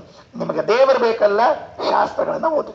ಶಾಸ್ತ್ರ ಪ್ರಮಾಣ, ದೇವರಿದ್ದಾನೆ, ಹೇಗಿದ್ದಾನೆ, ಹೇಗೆ ಸಿಗುತ್ತಾನೆ, ಅವನ ಸಾಮರ್ಥ್ಯ ಏನು, ಅವನ ಇದು ಏನು ಅಂತ ತಿಳಿಸ್ಲಿಕ್ಕೆ ಹೊರಟ ಸೂತ್ರ ಶಾಸ್ತ್ರಯೋನಿತ್ವಾತ್. ಇದು ವ್ಯಾಸರ ಅಭಿಪ್ರಾಯ. ಇನ್ನೊಬ್ಬರು ಬರೆದ್ರು, ಏನ್ ಬರೆದ್ರು? ಶಾಸ್ತ್ರಯೋನಿತ್ವಾತ್ ಅಂದ್ರೆ ದೇವರು ಶಾಸ್ತ್ರ ಬರೆದಿದ್ದಾನೆ ಅಂತ ಬರೆದ್ಬಿಟ್ಟು. ಶಾಸ್ತ್ರಯೋನಿತ್ವಾತ್ ಅಂದ್ರೆ ಅರ್ಥ ಏನು ಅಂದ್ರೆ ಶಾಸ್ತ್ರ ಬರೆದಿದ್ದಾನೆ, ಶಾಸ್ತ್ರ ನಿರ್ಮಾಣ ಮಾಡಿದ್ದಾನೆ ಅಂತ ಅರ್ಥ ಬರೆದ್ರು. ಈಗ ಕೇಳಿದ್ರಂತೆ, ಅಲ್ರಿ ಯಾಕೆ ಹಿಂಗ ಅರ್ಥ ಬರೆದ್ರಿ ಅಂತ. ಏನ್ ಮಾಡ್ಬೇಕು ನೋಡ್ರಿ, ಅಲ್ಲಿ ಯೋನಿ ಅಂತನ್ನೋ ಶಬ್ದಕ್ಕೆ ಕಾರಣ ಅಂತ ಅರ್ಥ ಇದೆ. ಕಾರಣ ಅಂದ್ರೆ ಶಾಸ್ತ್ರಕ್ಕೆ ಕಾರಣ ಅಂದ್ರೆ ಶಾಸ್ತ್ರ ಬರೆದವನು ಅಂತ ಅರ್ಥ. ಈ ಮನೆಗೆ ಯಾರ ಕಾರಣ, ಈ ಮನೆಗೆ ಯಾರ ಕಾರಣ ಅಂದ್ರೆ ಕಟ್ಟಿಸಿದವ್ರ ಕಾರಣ ಅಷ್ಟೆ. ಹಾಗಾಗಿ ಏನ್ ಬರೆದ್ಬಿಟ್ರು ಅವರು ಅಂದ್ರೆ ಶಾಸ್ತ್ರ ಬರೆದವರು ಯಾರು ಅಂದ್ರೆ ದೇವರು ಅಂತ ಬರೆದ್ಬಿಟ್ರು. ಈ ಶಾಸ್ತ್ರ ಬರೆದವನು ಅಂತ ಹೇಳಿ ನಮಗೇನ್ ಲಾಭ ಅಂತ ಕೇಳಿದ್ರೆ ಇದು ಸೂತ್ರದ ಅರ್ಥವೇ ಅಲ್ಲ. ಮೊದಲನೆಯದ್ದು, ಶಾಸ್ತ್ರ ಯೋನಿತ್ವಾತ್ ಅನ್ನೋ ಸೂತ್ರಕ್ಕೆ ಶಾಸ್ತ್ರ ಬರೆದವನು ಅಂತನ್ನೋ ಅರ್ಥ ಇಲ್ವೇ ಇಲ್ಲ, ಬೇಕಾಗೂ ಇಲ್ಲ. ಏನ್ ಹೇಳಿಕ್ ಹೊರಟರು ಅಂದ್ರೆ ನೋಡ್ರಿ, ನಿಮಗೆ ದೇವರು ಸರ್ವಜ್ಞ ಅಂತ ಗೊತ್ತಾಗ್ಬೇಕೋ ಬೇಡವೋ? ಶುರುವಾಯಿತು ಪೋಣಿಸ್ಲಿಕ್ಕೆ ಶುರುವಾಯಿತು. ಒಂದು ಸುಳ್ಳು ಹೇಳಿದ ಮೇಲೆ ಅದಕ್ಕೆ ಇನ್ನೊಂದು ಸುಳ್ಳು ಹೇಳ್ಬೇಕಾಗ್ತದೆ, ಅದಕ್ಕೆ ಇನ್ನೊಂದು ಸುಳ್ಳು ಹೇಳ್ಬೇಕಾಗ್ತದೆ. ಒಂದು ಸುಳ್ಳು ಹೇಳ್ಬಿಟ್ರು. ಈಗ ಅವರು ಏನ್ ಹೇಳ್ಬಿಟ್ರು ಅಂದ್ರೆ ದೇವರು ಶಾಸ್ತ್ರ ಬರೆದಿದ್ದಾನೆ. ಅಲ್ಲಿ ಶಾಸ್ತ್ರ ಬರೆದಿದ್ದಾನೆ ಅಂತ ಹೇಳಿ ಏನ್ ಮಾಡೋರು ನೀವು ಅಂದ್ರೆ ಸರ್ವಜ್ಞ ಅಂತ ಗೊತ್ತಾಗಬೇಕು ಬೇಡ ನಿಮಗೆ. ನೀವು ಯಾವ ದೇವರನ್ನ ಉಪಾಸನೆ ಮಾಡ್ತೀರಿ, ಯಾವ ದೇವರನ್ನು ನೀವು ಮತ್ತೆ ಪಡಿಲಿಕ್ಕೆ ಹೊರಟಿದ್ದೀರಿ, ಆ ದೇವರು ಸರ್ವಜ್ಞ ಅಂತ ಹೇಗೆ ಗೊತ್ತಾಗ್ಬೇಕು ನಿಮಗೆ? ಗೊತ್ತಾಗಬೇಕಲ್ವಾ? ಅಂದಮೇಲೆ ದೇವರನ್ನ ಏನ್ ಮಾಡ್ಬೇಕು ನೀವೀಗ? ಸರ್ವಜ್ಞ ಅಂತ ಮಾಡ್ಬೇಕು ಅಂದ್ರು. ಮಧ್ವಾಚಾರ್ಯ ಒಂದು ಪ್ರಶ್ನೆ ಕೇಳಿದ್ರು, ಹಿಂದಿನ ಸೂತ್ರ ಏನ್ ಹೇಳುತ್ತೆ ಒಂದ್ ಸ್ವಲ್ಪ ಹೇಳ್ರಿ. ಜನ್ಮಾದ್ಯಸ್ಯ ಯತಃ, ಅನಂತ ಬ್ರಹ್ಮಾಂಡವನ್ನ ನಿರ್ಮಾಣ ಮಾಡಿದವನು ಪರಮಾತ್ಮ. ಅಲ್ಲಯ್ಯ, ಅನಂತ ಜಗತ್ತನ್ನ ನಿರ್ಮಾಣ ಮಾಡಿದ್ದಾನೆ ಅನ್ನೋದ್ರಿಂದಲೇನೆ ಅವ ಸರ್ವಜ್ಞ ಅಂತ ಸ್ಪಷ್ಟ ಗೊತ್ತಾಗ್ತದೆ. ಇಷ್ಟು ದೊಡ್ಡ ಪ್ರಪಂಚ ನಿರ್ಮಾಣ ಮಾಡಬೇಕಾದ್ರೆ 15 ಅಂತಸ್ತಿನ 20 ಅಂತಸ್ತುಗಳ ಬಿಲ್ಡಿಂಗ್ ಅನ್ನ ಕಟ್ಟಿದ ಅವನೇನು ಇಂಜಿನಿಯರ್ ಇದ್ದಾನೆ, ಅವನ ಬುದ್ಧಿ ಎಷ್ಟು ಚೆನ್ನಾಗಿ ಕೆಲಸ ಮಾಡ್ತದೆ ಅಂತ ಗೊತ್ತಿರುವಾಗ ಮತ್ತೆ ಇನ್ನೊಂದರಿಂದ ಹೇಳಬೇಕೆ ಅವನು ಸರ್ವಜ್ಞ ಅಂತ ತಿಳಿದುಕೊಂಡು ಹೇಳಿ? ಎಷ್ಟು ಮೋಸ, ಎಷ್ಟು ತಪ್ಪುಗಳು. ಅಂದ್ರೆ ಏನಾಯಿತು ಅಂದ್ರೆ ಒಂದು ವಿಷಯವನ್ನ ಹೇಳಲಿಕ್ಕೆ ವೇದವ್ಯಾಸ ದೇವರು 2 ಸೂತ್ರ ಬಳಸ್ಕೊಂಡ್ರಂತೆ. ಸೂತ್ರಕಾರರು ದಡ್ರು ಅಂತಾದ್ರು. ಯಾಕೆ? ದೇವರು ಸರ್ವಜ್ಞ ಅಂತ ಹೇಳಲಿಕ್ಕೆ 2 ಸೂತ್ರ ಬೇಕಾಯ್ತವ್ರಿ. ಅಂದಮೇಲೆ ಇವರು ಯಾಕೆ ಸೂತ್ರಕಾರ ಸರ್ವಜ್ಞರಾಗ್ತಾರೆ? ನೋಡ್ರಿ, ಸೂತ್ರಗಳ ಬಗ್ಗೆ ಅಪಾರ್ಥ ಬರ್ಲಿಕ್ಕೆ ಅವಕಾಶ ಆಯ್ತು. ಆದ್ರಿಂದ ಏನ್ ಮಾಡಬಾರ್ದು ಅಂದ್ರೆ ಹೀಗೆ ಅರ್ಥ ಹೇಳಬಾರ್ದು. ಶಾಸ್ತ್ರ ಯೋನಿತ್ವ ಅಂತಂದ್ರೆ ಶಾಸ್ತ್ರ ಬರೆದಿದ್ದಾನೆ, ಮಹಾಭಾರತ ಬರೆದಿದ್ದಾನೆ, ರಾಮಾಯಣ ಬರೆದಿದ್ದಾನೆ, ವೇದ ವಿಭಾಗ ಮಾಡಿದ್ದಾನೆ, ಸೂತ್ರಗಳನ್ನು ಬರೆದಿದ್ದಾನೆ ಅನ್ನೋದಕ್ಕೆ ಸರ್ವಜ್ಞನಾಗಿದ್ದಾನೆ ಅಂತ ಅಲ್ಲ. ಅನಂತವಾದ ಜಗತ್ತನ್ನು ನಿರ್ಮಾಣ ಮಾಡಿದ್ದಾನೆ ಅನ್ನುವುದರಿಂದಲೇನೆ ದೇವರು ಸರ್ವಜ್ಞ ಅಂತ ಸಿದ್ಧ ಆದ ಮೇಲೆ ಇಷ್ಟು ದೊಡ್ಡ ಬಿಲ್ಡಿಂಗ್ ಕಟ್ಟಿರ್ತಾನೆ. ನಮ್ಮ ಇಂಜಿನಿಯರ್ ಯಾಕೆ ಕ್ಷಣೆ ಗೊತ್ತೇನ್ರಿ ಆಚಾರ? ಈ ಕಟ್ಟೆ ನೋಡ್ರಿ, ಅದಕ್ಕೆ ಕ್ಷಣೆ ಅಂದಂತ ಯಾರೊಬ್ಬ, ಇದಕ್ಕೆ ಕ್ಷಣೆ ಅವ ದೇವರು. ಈ ಕಟ್ಟಿದ್ದಾನಲ್ಲ, ಅದಕ್ಕೆ ಇಂಜಿನಿಯರ್ ಕ್ಷಣೆ ಅವ. ಒಂದು ಭಾಗ ಅದು, ಒಂದು ಭಾಗ ಮಹಾಭಾರತ ಅನ್ನೋದು ಜಗತ್ತಿನಲ್ಲಿ ಒಂದು ಭಾಗ. ದೊಡ್ಡದಾದ ಜಗತ್ತನ್ನು ನಿರ್ಮಾಣ ಮಾಡಿದ್ದಾನೆ ಅಂತ ಹೇಳಿದಾಗ ಸ್ಪಷ್ಟವಾಗದ ಸರ್ವಜ್ಞತ್ವ ಒಂದು ಮಹಾಭಾರತ ಬರೆದಿದ್ದಾನೆ ಅಂತ ಹೇಳಿದ್ರಿಂದ ಸ್ಪಷ್ಟ ಆಗ್ಬಿಡ್ತದೆ. ಎಷ್ಟು ತಪ್ಪು ಕಲ್ಪನೆ ಇದೆ. ಅದರಿಂದ ಶಾಸ್ತ್ರ ಯೋನಿತ್ವಾತ್ ಎಂಬ ಸೂತ್ರಕ್ಕೆ ಶಾಸ್ತ್ರದಿಂದ ತಿಳಿಯಲ್ಪಡುವನು ಅಂತ ಅರ್ಥ ಮಾಡಬೇಕೇ ವಿನಃ ಶಾಸ್ತ್ರ ಬರೆದವನು ಅಂತ ಅರ್ಥ ಮಾಡಬಾರದು. ಇದು ಪರಕೆ ಏನು ಮಾಡಿ ಅದಕ್ಕೆ ಹೇಳಬೇಕಾಯಿತು. ಅಪಿಧಾಯ ಸೂತ್ರ ಹೃದಯಂ ಸತಾಂ ಪ್ರಿಯಂ ಪ್ರವಿಧಾಯ ಭಾಷ್ಯ ಮಧುನಾ ನಿಜೇಚ್ಛಯ ಅಪರೈ ಶ್ರುತಿ ಸ್ಮೃತಿ ನಿಜಾರ್ಥ ದೂಷಕೈ ಸುತರಾಂ ತಿರೋಭವತಿ ಸಂಭದಾಹತ. ಏನಾಯಿತು ಗೊತ್ತಾ? ಇವರು ಹೇಳೋ ಗಡಿಬಿಡಿಯಲ್ಲಿ ಸೂತ್ರಾರ್ಥವನ್ನ, ಶ್ರುತಿ ಅರ್ಥವನ್ನ ಕೈಬಿಟ್ರು, ಸ್ಮೃತಿ ಅರ್ಥವನ್ನ ಕೈಬಿಟ್ರು. ಯಾವಾಗಲೂ ಸೂತ್ರದ ಅರ್ಥವನ್ನ ಹೇಳುವಾಗ ವೇದವನ್ನ ಇಟ್ಕೊಳ್ಬೇಕು, ಸ್ಮೃತಿಗಳನ್ನ ಇಟ್ಕೊಳ್ಬೇಕು, ಪುರಾಣಗಳನ್ನ ಇಟ್ಕೊಳ್ಬೇಕು. ಪುರಾಣ, ಸ್ಮೃತಿ ಗ್ರಂಥಗಳು ಮತ್ತು ವೇದಗಳು ಇವುಗಳನ್ನ ಇಟ್ಟುಕೊಂಡು ಏನನ್ನ ಮಾಡಬೇಕು ಅಂತ ಕೇಳಿದ್ರೆ ಸೂತ್ರದ ಅರ್ಥ ಹೇಳಬೇಕು. ಸೂತ್ರಾರ್ಥ ತಪ್ಪು ಹೇಳಲಿಕ್ಕೆ ಹೋಗಿ ಇವುಗಳನ್ನು ಹೊಡೆದು ಹಾಕ್ಬಿಟ್ರು. ಯಾವುಗಳನ್ನು ಹೊಡೆದು ಹಾಕ್ಬಿಟ್ರು? ವೇದಗಳನ್ನ, ಸ್ಮೃತಿಗಳನ್ನ, ಪುರಾಣಗಳನ್ನ ಎಲ್ಲವನ್ನ ಹೊಡೆದು ಹಾಕ್ಬಿಟ್ರು. ಶ್ರುತಿ ಸ್ಮೃತಿ ನಿಜಾರ್ಥ ದೂಷಕೈಹಿ ಅಪರೈಹಿ ಸುತರಾಂ ತಿರೋಭವತಿ ಸಂಹತ. ಆದ್ದರಿಂದ ತತ್ವಜ್ಞಾನ ಅದರಿಂದ ಹೊಡೆತ ತಿಂದು ನಾಶವಾಗ್ತಾ ಇದೆಯಪ್ಪ. ಆದ್ದರಿಂದ ನೀನೇನ್ ಮಾಡ್ಬೇಕೀಗ? ಅಂತೂ 45ನೇ ಪದ್ಯದಲ್ಲಿ ನಾರಾಯಣ ದೇವರು ಹೇಳಿದ್ದೇನು ಅಂದ್ರೆ 21 ಭಾಷ್ಯಕಾರರು ಭಾಷ್ಯವನ್ನ ರಚನೆ ಮಾಡಿದ್ದಾರೆ ಬ್ರಹ್ಮಸೂತ್ರಗಳಿಗೆ ರಚನೆ ಮಾಡಿದ ಭಾಷ್ಯಕಾರರ ಭಾಷ್ಯಗಳು ಹೇಗಿವೆ ಅಂತಂದ್ರೆ ಸ್ವಂತ ಅಭಿಪ್ರಾಯವನ್ನ ವ್ಯಕ್ತಪಡಿಸುವುದಾಗಿದೆ ವಿನಃ ಸೂತ್ರದ ಅಭಿಪ್ರಾಯ ವ್ಯಕ್ತಪಡಿಸ್ಲಿಕ್ಕಾಗ್ಲಿಲ್ಲ. ಎಷ್ಟು ಸಮಸ್ಯೆ ನೋಡ್ರಿ. ಅಂದ್ರೆ ಈಗೇನಾಯಿತು? ಆಚಾರ್ಯರಿಗಿಂತ ಮೊದಲು ಬಂದಿರುವ ಎಲ್ಲಾ ಭಾಷ್ಯಕಾರರು ತಮ್ಮ ಅಭಿಪ್ರಾಯವನ್ನ ವ್ಯಕ್ತಪಡಿಸಿದರೆ ವಿನಃ ಸೂತ್ರದ ಅಭಿಪ್ರಾಯವನ್ನು ವ್ಯಕ್ತಪಡಿಸಲಿಲ್ಲ. ಇದು ದೊಡ್ಡ ದೋಷ. ಅದಕ್ಕೆ ಆಚಾರ್ಯರಿಗೆ ಬರಿಬೇಕಾಯಿತು. ಅಪನೇತು ಮೇನ ಮನಯಂ ಕೃತಂ ಖಲೈಃ ಪ್ರತಿನೇತುಮಾತ್ಮ ಜನತಾಂ ಶುಭಾಂ ಗತಿಂ ಕುರು ಸೂತ್ರ ಭಾಷ್ಯಮವಿಲಂಬಿತಂ ವ್ರಜೆ ಸುಮತೇನ ಯೋಜಯ ಕವೇ ಶ್ರುತಿ ಸ್ಮೃತಿ. ಅಪನೇತುಂ ಏನಂ ಅನಯಂ, ಈ ಅನ್ಯಾಯವನ್ನ ಸರಿಪಡಿಸಬೇಕಾದದ್ದು ನೀವು, ಈ ಅನ್ಯಾಯವನ್ನ ಸರಿಪಡಿಸಬೇಕಾದವ್ರು ನೀವು. ನೋಡ್ರಿ, ಅನ್ಯಾಯ ಆಗಿದೆ ಅಂತನ್ನೋದನ್ನ ನಾರಾಯಣ ದೇವರು ಹೇಳಿ, ವ್ಯಾಸರ ಸಮ್ಮತಿಯಿಂದ ಹೇಳಿ, ವಾಯುದೇವರಿಗಂತಾರೆ, ಮಧ್ವಾಚಾರ್ಯರಿಗಂತಾರೆ ಅನ್ಯಾಯವನ್ನ ಸರಿಪಡಿಸುವವರು ನೀವು. ಅಂದ್ರೆ ಯಾರಿಗಾದರೂ ಎಲ್ಲಾದರೂ ತತ್ವಜ್ಞಾನದ ವಿಷಯದಲ್ಲಿ ಅನ್ಯಾಯವಾಗಿದ್ರೆ ಅದನ್ನು ಸರಿಪಡಿಸುವ ಜವಾಬ್ದಾರಿ ವಾಯುದೇವರಿಗೆ. ತತ್ವಜ್ಞಾನ್ ಮುಕ್ತಿ ಭಾಜ ಸುಖಯಸಿ ಗುರೋ ಯೋಗ್ಯತಾ ತಾರತಮ್ಯಾತ್ ಆಧತ್ಸೆ ಮಿಶ್ರ ಬುದ್ಧೀನ್ ತ್ರಿದಿವ ನಿರಯಭೂ ಗೋಚರಾನ್ ನಿತ್ಯಬದ್ಧಾನ್. ಪಂಡಿತಾಚಾರ್ಯ ಹೇಳ್ತಾರೆ, ತತ್ವಜ್ಞಾನ್ ಮುಕ್ತಿ ಭಾಜ, ಯಾರು ತತ್ವಜ್ಞಾನ ಹೊಂದಲಿಕ್ಕೆ ಯೋಗ್ಯರಾಗಿದ್ದಾರೋ ಹೊಂದಿದ್ದಾರೋ ಅವರೆಲ್ಲರೂ ಮುಕ್ತಿಯನ್ನು ಹೊಂದುತ್ತಾರೆ. ಯಾರು ಮುಕ್ತಿಯೋಗ್ಯರಾದ ಜೀವರಾಶಿಗಳಿದ್ದಾರೋ ಅವರಿಗೆ ಅನ್ಯಾಯವಾಗಿ ತತ್ವಜ್ಞಾನ ದೊರಕಿರಲಿಲ್ಲ ಅಂತಾದ್ರೆ ಆ ತತ್ವಜ್ಞಾನವನ್ನು ಹೊಂದಿಸುವ ಜವಾಬ್ದಾರಿ ಮಧ್ವಾಚಾರ್ಯ ಮೇಲೆ. ನಮ್ಮಲ್ಲಿ ಅಂತಿರ್ತಾರಲ್ಲ, ಹಿಂದುಳಿದವರಿಗೆ, ದುರ್ಬಲರಿಗೆ, ಸಮಾಜದಲ್ಲಿ ಕೊರತೆ ಇದ್ದವರಿಗೆ ಅವರಿಗೆ ನ್ಯಾಯ ಕೊಡಿಸುವುದಕ್ಕೆ ಒಬ್ಬ ನಾಯಕನಾಗಿ ಮುಂದೆ ಬಂದಿದ್ದಾರೆ ಅಂತ ಯಾರ್ಯಾರೋ ರಾಜಕಾರಣಿಗಳಿಗೆ ಹೊಗಳ್ತಿರ್ತಾರೆ. ಒಬ್ಬ ಹಿಂದುಳಿದ ವರ್ಗದವರಿಗೆ, ದುರ್ಬಲರಿಗೆ, ಅಶಕ್ತರಿಗೆ ನ್ಯಾಯ ಕೊಡಿಸುವುದಕ್ಕಾಗಿ ಇವರು ಬಂದರು, ಇವರು ಹೊಸ ನಾಯಕನಾಗಿ ಉದಯಿಸಿದರು ಅಂತ. ಅನಾದಿ ಕಾಲದಿಂದಲೂ ತತ್ವಜ್ಞಾನದ ವಿಷಯದಲ್ಲಿ ವಂಚಿತರಾದ ನಮ್ಮಂತಹ ಅನಂತ ಜೀವರಾಶಿಗಳಿಗೆ ನ್ಯಾಯ ಕೊಡಿಸ್ಲಿಕ್ಕೆ ಬಂದಿರುವಂತಹ ಮಹಾನಾಯಕರಾಗಿರುವ ವಾಯುದೇವರನ್ನ ಮರ್ತು ಬಿಟ್ಟಿದ್ದೇವೆ ಅಷ್ಟೇ ನಾವು. ಅದನ್ನ ನಾರಾಯಣ ಪಂಡಿತಾಚಾರ್ಯ ನೆನೆಸಿಕೊಟ್ರು. ಮಹಾನಾಯಕರವರು, ನಾಯಕರಲ್ಲ ಮಹಾನಾಯಕರು. ಯಾಕೆ ಅಂತ ಕೇಳಿದ್ರೆ, ಯಾರ್ಯಾರು ತತ್ವಜ್ಞಾನದಿಂದ ವಂಚಿತರಾಗಿದ್ದಾರೆ, ಅನ್ಯಾಯಕ್ಕೊಳಪಟ್ಟಿದ್ದಾರೆ, ಅದನ್ನೆಲ್ಲ ತಿದ್ದಿ ಸರಿಪಡಿಸಿ ನಮಗೆಲ್ಲ ತತ್ವಜ್ಞಾನವನ್ನು ಕೊಡಿಸೋರು ಆಚಾರ್ಯ. ಏನಾಹಮಿಹ ದುರ್ಮಾರ್ಗಾತ್ ಉದ್ಧತ್ಯಾಭಿನಿವೇಶಿತ ಸಮ್ಯಕ್ ಶ್ರೀ ವೈಷ್ಣವೇ ಮಾರ್ಗೇ ಪೂರ್ಣ ಪ್ರಜ್ಞಂ ನಮಾಮ್ಯಹಂ. ಇದನ್ನು ಹೇಳಬೇಕು, ನಾವೆಲ್ಲ ಹೇಳಬೇಕು. ಏನಾಹಮಿಹ ದುರ್ಮಾರ್ಗಾತ್, ನಾವೆಲ್ಲ ದುರ್ಮಾರ್ಗದಲ್ಲಿ ಹೊರಟು ಬಿಟ್ಟಿದ್ವಿ. ಯಾರು ದುರ್ಮಾರ್ಗದಲ್ಲಿ ಹೊರಟದ್ದು ಅಲ್ರಿ? ನಾವೇನ್ ದುರಾಚಾರಿಗಳೆಲ್ಲ ದುರ್ಮಾರ್ಗದಲ್ಲಿ ಕಾಲಿಟ್ಟಿಲ್ಲ ಅಂತಂದ್ರೆ ಪರಭಾಷ್ಯಗಳು, ಇನ್ನೊಬ್ಬರ ವ್ಯಾಖ್ಯಾನಗಳನ್ನ ಓದಿ ನಾವೆಲ್ಲ ದುರ್ಮಾರ್ಗದಲ್ಲಿ ಹೋಗ್ಬಿಟ್ಟಿದ್ವಿ. ಆ ದುರ್ಮಾರ್ಗದಿಂದ ಎತ್ತಿ ಸನ್ಮಾರ್ಗ ಸ್ಥಾಪನೆ ಮಾಡಿದ್ರಲ್ಲ, ಇದು ನಮ್ಮ ಆಚಾರ. ಏನಾಹಮಿಹ ದುರ್ಮಾರ್ಗಾತ್ ಉದ್ಧತ್ಯ ಅಭಿನಿವೇಶಿತ ಸಮ್ಯಕ್ ಶ್ರೀ ವೈಷ್ಣವೇ ಮಾರ್ಗೇ. ವಿಷ್ಣು ಭಕ್ತಿಯ ಮಾರ್ಗದಲ್ಲಿ ತಂದು ಕೂಡಿಸಿದವರು ಆನಂದ ತೀರ್ಥರು. ಮಗು ಹೊಲಸು ಮಾಡಿಕೊಂಡು ಹೊಲಸಿನಲ್ಲೇ ಆಟ ಆಡ್ತಾ ಇತ್ತು. ಅಮ್ಮ ಅದನ್ನ ಎತ್ತಿ ತೊಳಿಸಿ ಬೇರೆ ಕಡೆ ಕೂಡಿಸಿದ್ದಲ್ಲ. ಆ ಕೆಲಸವನ್ನ ಮಾಡಿದ್ದು ಆಚಾರ್ಯ. ನಾವೆಲ್ಲ ಹೊಲಸಿನಲ್ಲಿ ಸೇರ್ಕೊಂಡಿದ್ವಿ. ಹೊಲಸಿನಲ್ಲಿ ಸೇರ್ಕೊಂಡವ್ರು ನಮ್ಮನ್ನ ಎತ್ತಿದ್ರು. ಮೊದಲು ಅವರ ಶಾಸ್ತ್ರ ಜಲದಿಂದ, ಮುಂದೆ ಹೇಳ್ತಾರೆ, ಶಾಸ್ತ್ರ ಜಲದಿಂದ ತೊಳೆದು ಬೇರೆ ಕಡೆ ಕೂಡಿಸಿದ್ರು. ಅದಕ್ಕೆ ನಾವು ಆಚಾರ್ಯ ಕೇಳಬೇಕು, ಮಾತರಿಶ್ವನ್, ನೀನು ಅಮ್ಮ. ಯಾಕೆ ಅಂದ್ರೆ ಅನ್ನನಿಗೆ ಮಗು ಹೊಲಸು ಮಾಡಿಕೊಂಡ್ರು ಕೂಡ ಏನನಿಸೋದಿಲ್ಲ. ಏನನಿಸ್ತದೆ? ಅಯ್ಯೋ ಅಂತ ಅನಿಸ್ತದೆ ಹೊರತಾಗಿ ಹೊಲಸು ಮಾಡ್ಕೊಂಡ್ಯಾ ಅಂತ ಅನ್ನಿಸೋದಿಲ್ಲ. ಅಪ್ಪ ಆಗಿದ್ರೆ ನಿನ್ ಮಗನ್ ತೊಳಸ್ಕೊಡು ಅಂತ ಹೇಳ್ತಾನ. ಅಪ್ಪ ಆಗಿದ್ರೆ ಅಮ್ಮನಿಗಂತಾನೆ ನಿನ್ ಮಗು ಹೊಲಸು ಮಾಡ್ಕೊಂಡ್ರೆ ಸ್ವಚ್ಛ ಮಾಡಿಕೊಡು ಅಂತ. ಅಮ್ಮ ಆದ್ರೆ ತಾನೇ ಆ ಹೊಲಸು ಕೈಗೆ ಹತ್ತಿದ್ರು ಪರವಾಗಿಲ್ಲ, ಮೈಗೆ ಹತ್ತಿದ್ರು ಪರವಾಗಿಲ್ಲ, ತೊಳಸಿಕೊಡ್ತಾನೆ.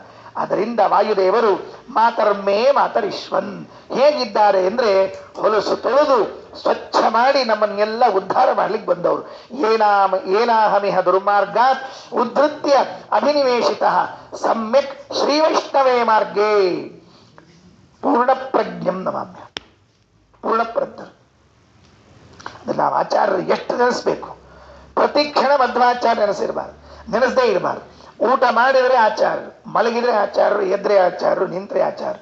ಯಾಕೆ ಅಂದ್ರೆ ಅವರಿಲ್ಲದೆ ನಮ್ದು ಇಲ್ವೇ ಇಲ್ಲ. ಉಸಿರು ಕೊಡೋರಲ್ಲ, ಬುದ್ಧಿಯಲ್ಲಿ ಪ್ರತಿ ಕ್ಷಣವನ್ನ ಶೋಧನೆ ಮಾಡೋರವರು. ಅದಕ್ಕೆ ಆ ಮಂತ್ರಾಲಯ ಪ್ರಭುಗಳು ಪ್ರಾತಃ ಸಂಕಲ್ಪ ಗದ್ದೆಯಲ್ಲಿ ಹೇಳುವಾಗ ಪ್ರತಿ ಕ್ಷಣಂ ಬುದ್ಧಿಶೋಧಕೇನ. ಎಷ್ಟು ಶೋಧನೆ ಮಾಡ್ಬೇಕ್ರಿ? ಅಡಿಗೆ ಮಾಡೋ ಕಾಲಕ್ಕೆ ಅಮ್ಮ ಅಕ್ಕಿ ಆರಿಸಿ ಅಡಿಗೆ ಮಾಡ್ತಾಳೆ. ಅಮ್ಮ ಅಕ್ಕಿ ಒಳಗೆ ಹಳ್ಳು ಪಳ್ಳು ಬಂದಿದ್ದಿದ್ರೆ ಊಟಕ್ಕೆ ಕೂತವರಿಗೆ ತೊಂದರೆ ಆಗ್ತದೆ ಅಂತ ಅಲ್ಲಿ ಶೋಧನೆ ಮಾಡ್ತಾಳೆ. ನೀರು ಹೊಲಸಿದ್ರೆ ಹೊಟ್ಟೆಗೆ ಬಾಧಿಸ್ತದೆ ಅಂತ ತಿಳ್ಕೊಂಡು ಹೇಳಿ ನೀರನ್ನು ಶೋಧಿಸ್ತಾಳೆ. ನೋಡ್ರಿ ಎಷ್ಟು ಕೆಲಸ. ಇಲ್ಲಿ ಅಕ್ಕಿ ಹಳ್ಳು ಮಾಡಬೇಕು, ಅಲ್ಲಿ ನೀರು ಶುದ್ಧತೆ ನೋಡ್ಬೇಕು. ಅಡಿಗೆ ಮಾಡುವಾಗ ಆ ಕಡೆ ಈ ಕಡೆ ಹುಳ ಹುಪ್ಪಟೆಗಳು ಬೀಳದೇ ಇದ್ದಂತೆ ಶೋಧನೆ ಮಾಡಬೇಕು. ಎಲೆಗೆ ಹಾಕಿದಾಗ ಎಲೆಯಲ್ಲಿ ಹೊಲಸಿಲ್ಲದೆ ಇದ್ದಂಗೆ ಮಾಡ್ಕೋಬೇಕು.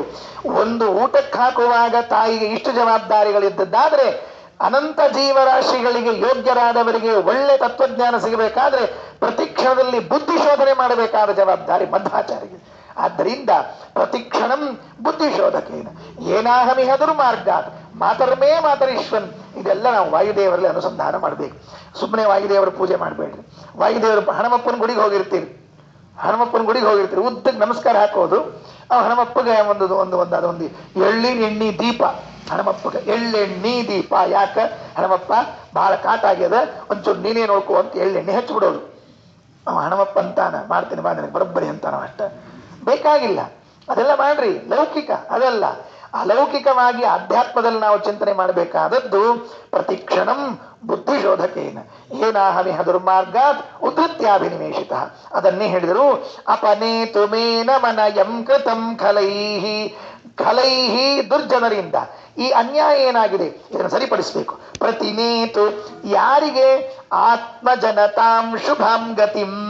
ನಿನ್ನವರು ಅಂತ ಯಾರು ತಿಳ್ಕೊಂಡಿದ್ದೀಯ ನೀನು, ನಿನ್ನವರು ಅಂತಿದ್ದಾರಲ್ಲ ಅವರು.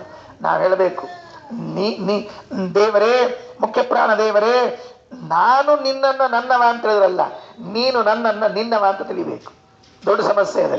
ಅನುಯೋಗಿ ಪ್ರತಿಯೋಗಿ ಅಂತ ಶಾಸ್ತ್ರದಲ್ಲಿ ಹೇಳ್ತಿರ್ತಾರೆ. ಅನುಯೋಗಿ ಪ್ರತಿಯೋಗಿ ಅಂದ್ರೆ ಈ ಕಡೆಯಿಂದ ನಾವು, ಆ ಕಡೆಯಿಂದ ಅವರು. ನಾವೊಬ್ರು ತಿಳ್ಕೊಂಡ್ರೆ ಸಾಲೋದಿಲ್ಲ. ನಾನು ದೇವರ ಭಕ್ತ ಅಂತ ತಿಳ್ಕೊಂಡ್ರಲ್ಲ, ವಾಯುದೇವರ ಭಕ್ತ ಅಂತ ಹೇಳಿದ್ರಲ್ಲ, ವಾಯುದೇವರು ಅನ್ಕೊಳ್ಬೇಕು ಇವನು ನನ್ನ ಭಕ್ತ ಅಂತ. ಇದು ಸಮಸ್ಯೆ ಇದೆಯೋ ಇಲ್ವೋ? ಇದು ಸಮಸ್ಯೆ ಇದೆಯೋ ಇಲ್ವೋ? ಈಗ ಸುಮ್ಮನೆ ಉದಾಹರಣೆಗೆ, ನಾನು ಜಾಣ ಅಂತ ನಾನು ಅನ್ಕೊಂಡ್ರೆ ಜಾಣವ, ನೀವು ನನ್ನನ್ನು ಜಾಣ ಅಂತ ತಿಳ್ಕೊಂಡ್ರೆ ಜಾಣವ ಹೇಳಿ ನೋಡಂತೆ. ಇಷ್ಟು ಕಾಮನ್ ಸೆನ್ಸ್ ಬೇಡ ನಮಗೆ? ನಾವೆಲ್ಲ ಏನ್ ಮಾಡ್ಬಿಡ್ತೀವಿ ಅಂದ್ರೆ, ಸ್ವಯಂ ಘೋಷಿತ ದೇವಮಾನವರು ಅಂತಿರ್ತಾರಲ್ಲ, ಸ್ವಯಂ ಘೋಷಿತ ವಿದ್ಯಾ ವಾಚಸ್ಪತಿಗಳಾಗ್ಬಿಟ್ಟಿರ್ತಾರೆ ಕೆಲವರೆಲ್ಲ. ಸ್ವಯಂ ಘೋಷಿತರಾಗಿ ಅದೇನೋ ಭೂತಲ ಬೃಹಸ್ಪತಿಗಳು ಅಂತ ಆಗ್ಬಿಟ್ಟಿರ್ತಾರೆ. ಸ್ವಯಂ ಘೋಷಿತ ಆಗಬಾರದು, ಗುರುತಿಸ್ಬೇಕು ಸಮಾಜ. ಅವರಲ್ಲಿದ್ದ ಜ್ಞಾನವನ್ನ ಗುರುತಿಸಿದ್ರೆ ಆಗ ನಿಜವಾಗಿ. ಹಾಗಾಗಿ ವಾಯುದೇವರು ನಮ್ಮನ್ನು ಗುರುತಿಸ್ಬೇಕು. ಇದು ನಮ್ ಕ್ಯಾಂಡಿಡೇಟ್, ಇದು ನಮ್ ಕ್ಯಾಂಡಿಡೇಟ್, ಇದಕ್ಕೆ ಟಿಕೆಟ್ ಕೊಡ್ಬೇಕು. ಯಾವುದಕ್ಕೆ?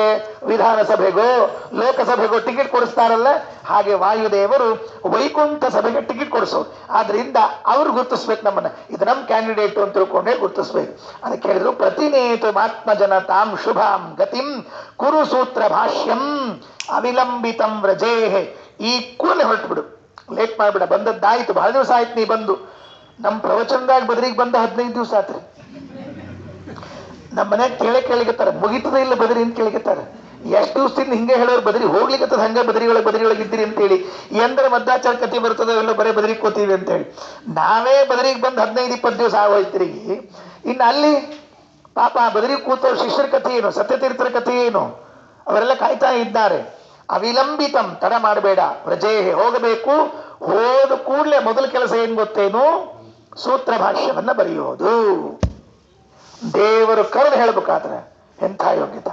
ಬಾಯಿಲಿ ಸೂತ್ರ ಭಾಷ್ಯ ಬರಿ ಹೋಗು ಅಂತ ಹೇಳ್ಬೇಕಾದ್ರೆ ಸಾಮರ್ಥ್ಯ ನೋಡಿ ಹೇಳಿರ್ತಾರೆ, ಸುಳ್ಳು ಹೇಳೋದಿಲ್ಲ. ಹಂಗೆಲ್ಲರಿಗೂ ಹೇಳಿದ್ರೇನು? ಬೇಕಾದಷ್ಟು ಮಂದಿ ದೇವತೆಗಳಿದ್ದಾರೆ. ಯಾರಾದರೂ ಒಬ್ಬ ದೇವತೆಗೆ ಕರೆದು, ಇಲ್ಲಿ ಬಾಪ್ಪ ಕುಬೇರ, ಇಲ್ಲಿ ಬಾ, ನೀನೊಂಚೂರು ಸೂತ್ರ ಭಾಷ್ಯ ಬರಿ ಅಂತ ನಾರಾಯಣ ದೇವರು ಹೇಳಿದ್ರ? ಬೇಡ. ಅಪ್ಪನೇ ಇದ್ನಲ್ಲ ಯಮದೇವ ಬಾ ಇಲ್ಲಿ, ನೀವೊಂಚೂರು ಸೂತ್ರ ಭಾಷ್ಯ ಬರಿ ಅಂತ ಹೇಳಿದ್ರ? ಇಲ್ಲ. ಯಾರಿಗೆ ಹೇಳಿದ್ರು? ವಾಯುದೇವರಿಗೆ ಹೇಳಿದ್ರು, ಮಧ್ವಾಚಾರ್ಯರಿಗೆ ಹೇಳಿದ್ರು. ಯಾಕೆ ಅಂದ್ರೆ ಬರೆಯುವ ಕೆಪಾಸಿಟಿ ಅದ ಅವರಿಗೆ, ಬರೆಯುವ ಯೋಗ್ಯತೆ ಇದೆ. ಯೋಗ್ಯತೆ ಇದ್ದವರಿಗೆ ಮಾತ್ರ ಕೆಲಸ ಕೊಡ್ತಾರೆ. ಇಲ್ಲೇರು ಯಾಕೆ ಕೊಡ್ತಾರೆ? ರಾಮ ಉಂಗುರವನ್ನ ಹನುಮಂತನ ಕೈಯಲ್ಲೇ ಕೊಟ್ಟ, ಅಂಗದನ ಕೈಯಲ್ಲಿ ಕೊಡ್ಲಿಲ್ಲ, ಜಾಂಬುವಂತನ ಕೈಯಲ್ಲೂ ಕೊಡ್ಲಿಲ್ಲ. ಯದ್ಯಪಿ ಜಾಂಬುವಂತ ಅಂಗದ ಇಬ್ಬರೂ ಕೂಡ ಲಂಕೆಗೆ ಹೋಗಬೇಕು ಅಂತ ಹೊರಟವರು. ಆದ್ರೆ ಗೊತ್ತಿತ್ತು ರಾಮನಿಗೆ ಸಮುದ್ರ ಹಾರಿ ಸೀತೆಯನ್ನ ಕಂಡು ಬರುವ ಯೋಗ್ಯತೆ ಇದ್ದದ್ದು ಹನುಮನಿಗೆ ಮಾತ್ರ. ಅದಕ್ಕೆ ಉಂಗುರವನ್ನ ಅವರ ಕೈಯಲ್ಲಿ ಕೊಟ್ರು. ಹಾಗಿದ್ರೆ ತಾಕತ್ತು ಯಾರಿಗಿದೆ? ಸೂತ್ರ ಭಾಷ್ಯ ಬರೆಯುವ ತಾಕತ್ತು ಅಂದ್ರೆ ಮಧ್ವಾಚಾರ್ಯರಿಗೆ ಮಾತ್ರ ಇದೆ. ಅದನ್ನ ಅಪನೇತು ಮೇನ ಮನಯಂ ಕಲಂ ಕೃತಂ ಖಲೈ ಪ್ರತಿನೇತು ಮಾತ್ಮಜನತಾಂ ಶುಭಂ ಗತಿಂ ಕುರು ಸೂತ್ರ ಭಾಷ್ಯಮವಿಲಂಬಿತಂ ವ್ರಜೇಗ ಸುಮತೇನ ಯೋಜಯ ಕವೇ ಶ್ರುತಿ ಸ್ಮೃತಿಗಳನ್ನ ಸರಿಯಾಗಿ ಹೊಂದಿಸು. ಯಾವುದಕ್ಕೆ? ಸೂತ್ರಕ್ಕೂ ಮತ್ತೆ ವೇದಕ್ಕೂ ಹೊಂದಾಣಿಕೆಯನ್ನು ಮಾಡು. ನೀವೆಲ್ಲ ಇನ್ನೊಂದು ಸ್ವಲ್ಪ ಶ್ರಮ ಹಾಕಬೇಕು. ಇನ್ನೊಂದು ಸ್ವಲ್ಪ ಶ್ರಮ ಹಾಕಿದ್ರೆ ಆಚಾರ್ಯರ ಸರ್ವಮೂಲಗಳನ್ನು ಅಭ್ಯಾಸ ಮಾಡ್ಲಿಕ್ಕೆ ಆಗ್ತದೆ. ಕಷ್ಟ. ಶಾಸ್ತ್ರದ ಪಂಕ್ತಿಗಳು ತಿಳಿಯೋದು ಬಹಳ ಕಷ್ಟ. 1 ದಿವಸ 2 ದಿವಸ ರುಚಿಸ್ತದೆ. ಮುಂದೆ 3-4 ಆದಾಗ ಭಾರ ಆಗ್ಲಿಕ್ಕೆ ಶುರುವಾಗ್ತದೆ. ಹೋಗಲ್ಲ, ತಲೆಯಲ್ಲಿ ಹೋಗೋದಿಲ್ಲ, ತಲೆ ಹೊಡ್ಕೋಬೇಕಾಗ್ತದೆ. ಆಗ ಸ್ವಲ್ಪ ನೀವೊಂಚೂರು ಶ್ರಮ ಹಾಕಿದ್ರೆ ಚೆನ್ನಾಗಿ ಅರ್ಥ ಆಗತ್ತೆ. ಆಗ ನೀವು ಪಡುವ ಆನಂದ ಇದೆಯಲ್ಲ, ಈ ಆನಂದ ಏನಲ್ಲ. ಮೋಕ್ಷಾನಂದದ ಮುಂದೆ ತೂರಿಕೆ ಆದ್ಮೇಲೆ ಆಗುವ ಆನಂದ ಇದ್ದಂತೆ ಇದೆ ಇದೆಲ್ಲ. ಈಗ ನೀವು ಪಡುವ ಆನಂದ, ಆಚಾರ್ಯ ಚರಿತ್ರೆಯನ್ನ ಕೇಳಿದ ಬಂದ ಆನಂದ ತೂರಿಕೆ ಆದ್ಮೇಲೆ ಬರುವ ಆನಂದ, ಅಥವಾ ತೂರಿಸಿಕೊಳ್ಳುವಾಗ ಆಗುವ ಆನಂದ ಅಂತ ಇಟ್ಕೊಳ್ರಿ.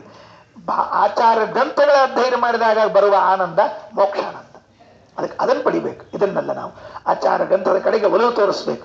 ಕಷ್ಟ ಆಗಲಿ, ತಿಳಿದೇ ಹೋಗ್ಲಿ, ತಲೆ ಹೊಡ್ಕೊಂಡ್ರು ಅಡ್ಡಿ ಇಲ್ಲ, ಒಂದ್ ಸ್ವಲ್ಪ ಕೇಳೋಣ ಅಂತ ಬರಬೇಕು. ಒಂದ್ ಸ್ವಲ್ಪ ಕೇಳಬೇಕು. ಕಿವಿ ಒಳಗರ ಬೀಳ್ತಾವಲ್ಲ ಅಂತ ಬರ್ಬೇಕು ಶಬ್ದಗಳು. ಸರ್ವಜ್ಞರ ವಾಣಿಗಳು ಕಿವಿ ಒಳಗರ ಬೀಳ್ತಾವಲ್ಲ ಅಂತ ಬರ್ಬೇಕು. ಕಥೆಗಳನ್ನ ಕೇಳೋದುಂಟೇ ಉಂಟು. ಆಚಾರ ಶಾಸ್ತ್ರವನ್ನ ಕೇಳ್ರಿ.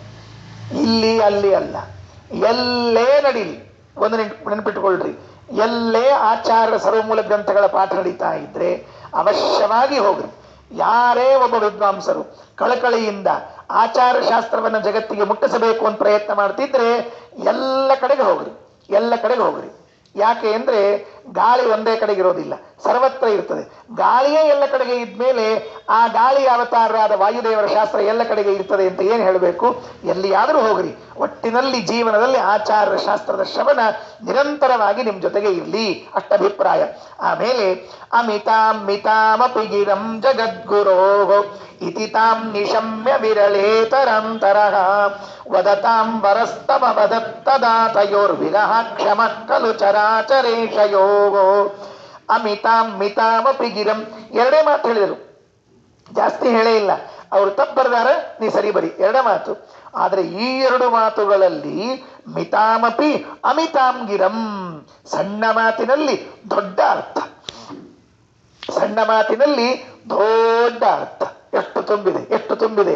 ಅದ್ರ ವಿವರಣೆ ಮಾಡೋದಿಲ್ಲ ನಾನು, ಯಾಕಂದ್ರೆ ಮಾಡಿದ್ರೆ ಏನಾಗಿ ಮತ್ತೆ ಅದು ಒಂದು ತಾಸು ಬೇಕು ನನಗೆ ವಿವರಣೆ ಮಾಡಲಿಕ್ಕೆ. ಏನು ಹೇಳಿದ್ರು, ಒಟ್ಟಿನಲ್ಲಿ ಏನು ಹೇಳಿದ್ರು? ಸೂತ್ರಗಳಿಗೆ ಅರ್ಥ ಬರಿ ಅಂತ ಹೇಳಿದ್ರು. ಶಬ್ದ ಎಷ್ಟದ? ಸೂತ್ರಗಳಿಗೆ ಅರ್ಥ ಬರಿ. ಸೂತ್ರ ಅಂದ್ರೆ ಏನು, ಅರ್ಥ ಅಂದ್ರೆ ಏನು, ಭಾಷ್ಯ ಅಂದ್ರೆ ಏನು? ಈ ಸೂತ್ರಕ್ಕೆ ಇದು ಯಾಕೆ ಭಾಷ್ಯ? ಒಂದೇ ಎರಡೇ. ಇದು ಹೇಗಿದೆ ಅಂತಂದ್ರೆ ಅಮಿತವಾದ ಅರ್ಥವನ್ನ ಉಳ್ಳ ಮಿತವಾದ ವಾಕ್ಯ, ಅಮಿತವಾದ ಅರ್ಥವುಳ್ಳ ಮಿತವಾದ ವಾಕ್ಯ. ಕೇಳಿದ್ರು ವದತಾಂ ವರಹ ತಮ ವದತ್ತದ ವಿರಹ ತಯೋಹೋ ವಿರಹ ಕ್ಷಮಃ. ಅವರಿಗೆ ಮನಸ್ಸಿರ್ಲಿಲ್ಲ. ಯಾರಿಗೆ ಮನಸ್ಸಿಲ್ಲ? ಆನಂದ ತೀರ್ಥರಿಗೆ ಮನಸ್ಸಿಲ್ಲ.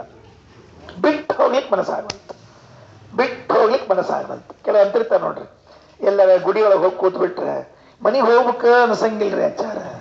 ಇದ ಗುಡಿಯಾಗ ಕೂತ್ ಬಿಡ್ಬೇಕು, ಈ ದೇವ್ರ ನೋಡ್ಕೋತ ಹಿಂಗ ಕೂತಿರ್ಬೇಕು ಅಂತ ಅನಿಸ್ತದಲ್ಲ, ಅದು ಹೋಗ್ಬೇಕು ಅಂತ ಅನಿಸೋದಿಲ್ಲ ಅಂತದಲ್ಲ, ಅದೇ ವಿರಹ. ಆಚಾರ್ಯರಿಗೆ ವಿರಹ ಬಂತೀಗ, ವಿರಹ ಬಂತು. ಏನು? ಸ್ವಾಮಿನ್ ನಾರಾಯಣ ನಿನ್ನ ಬಿಟ್ಟು ಹೋಗು ಅಂದ್ರೆ ಹೆಂಗಪ್ಪ?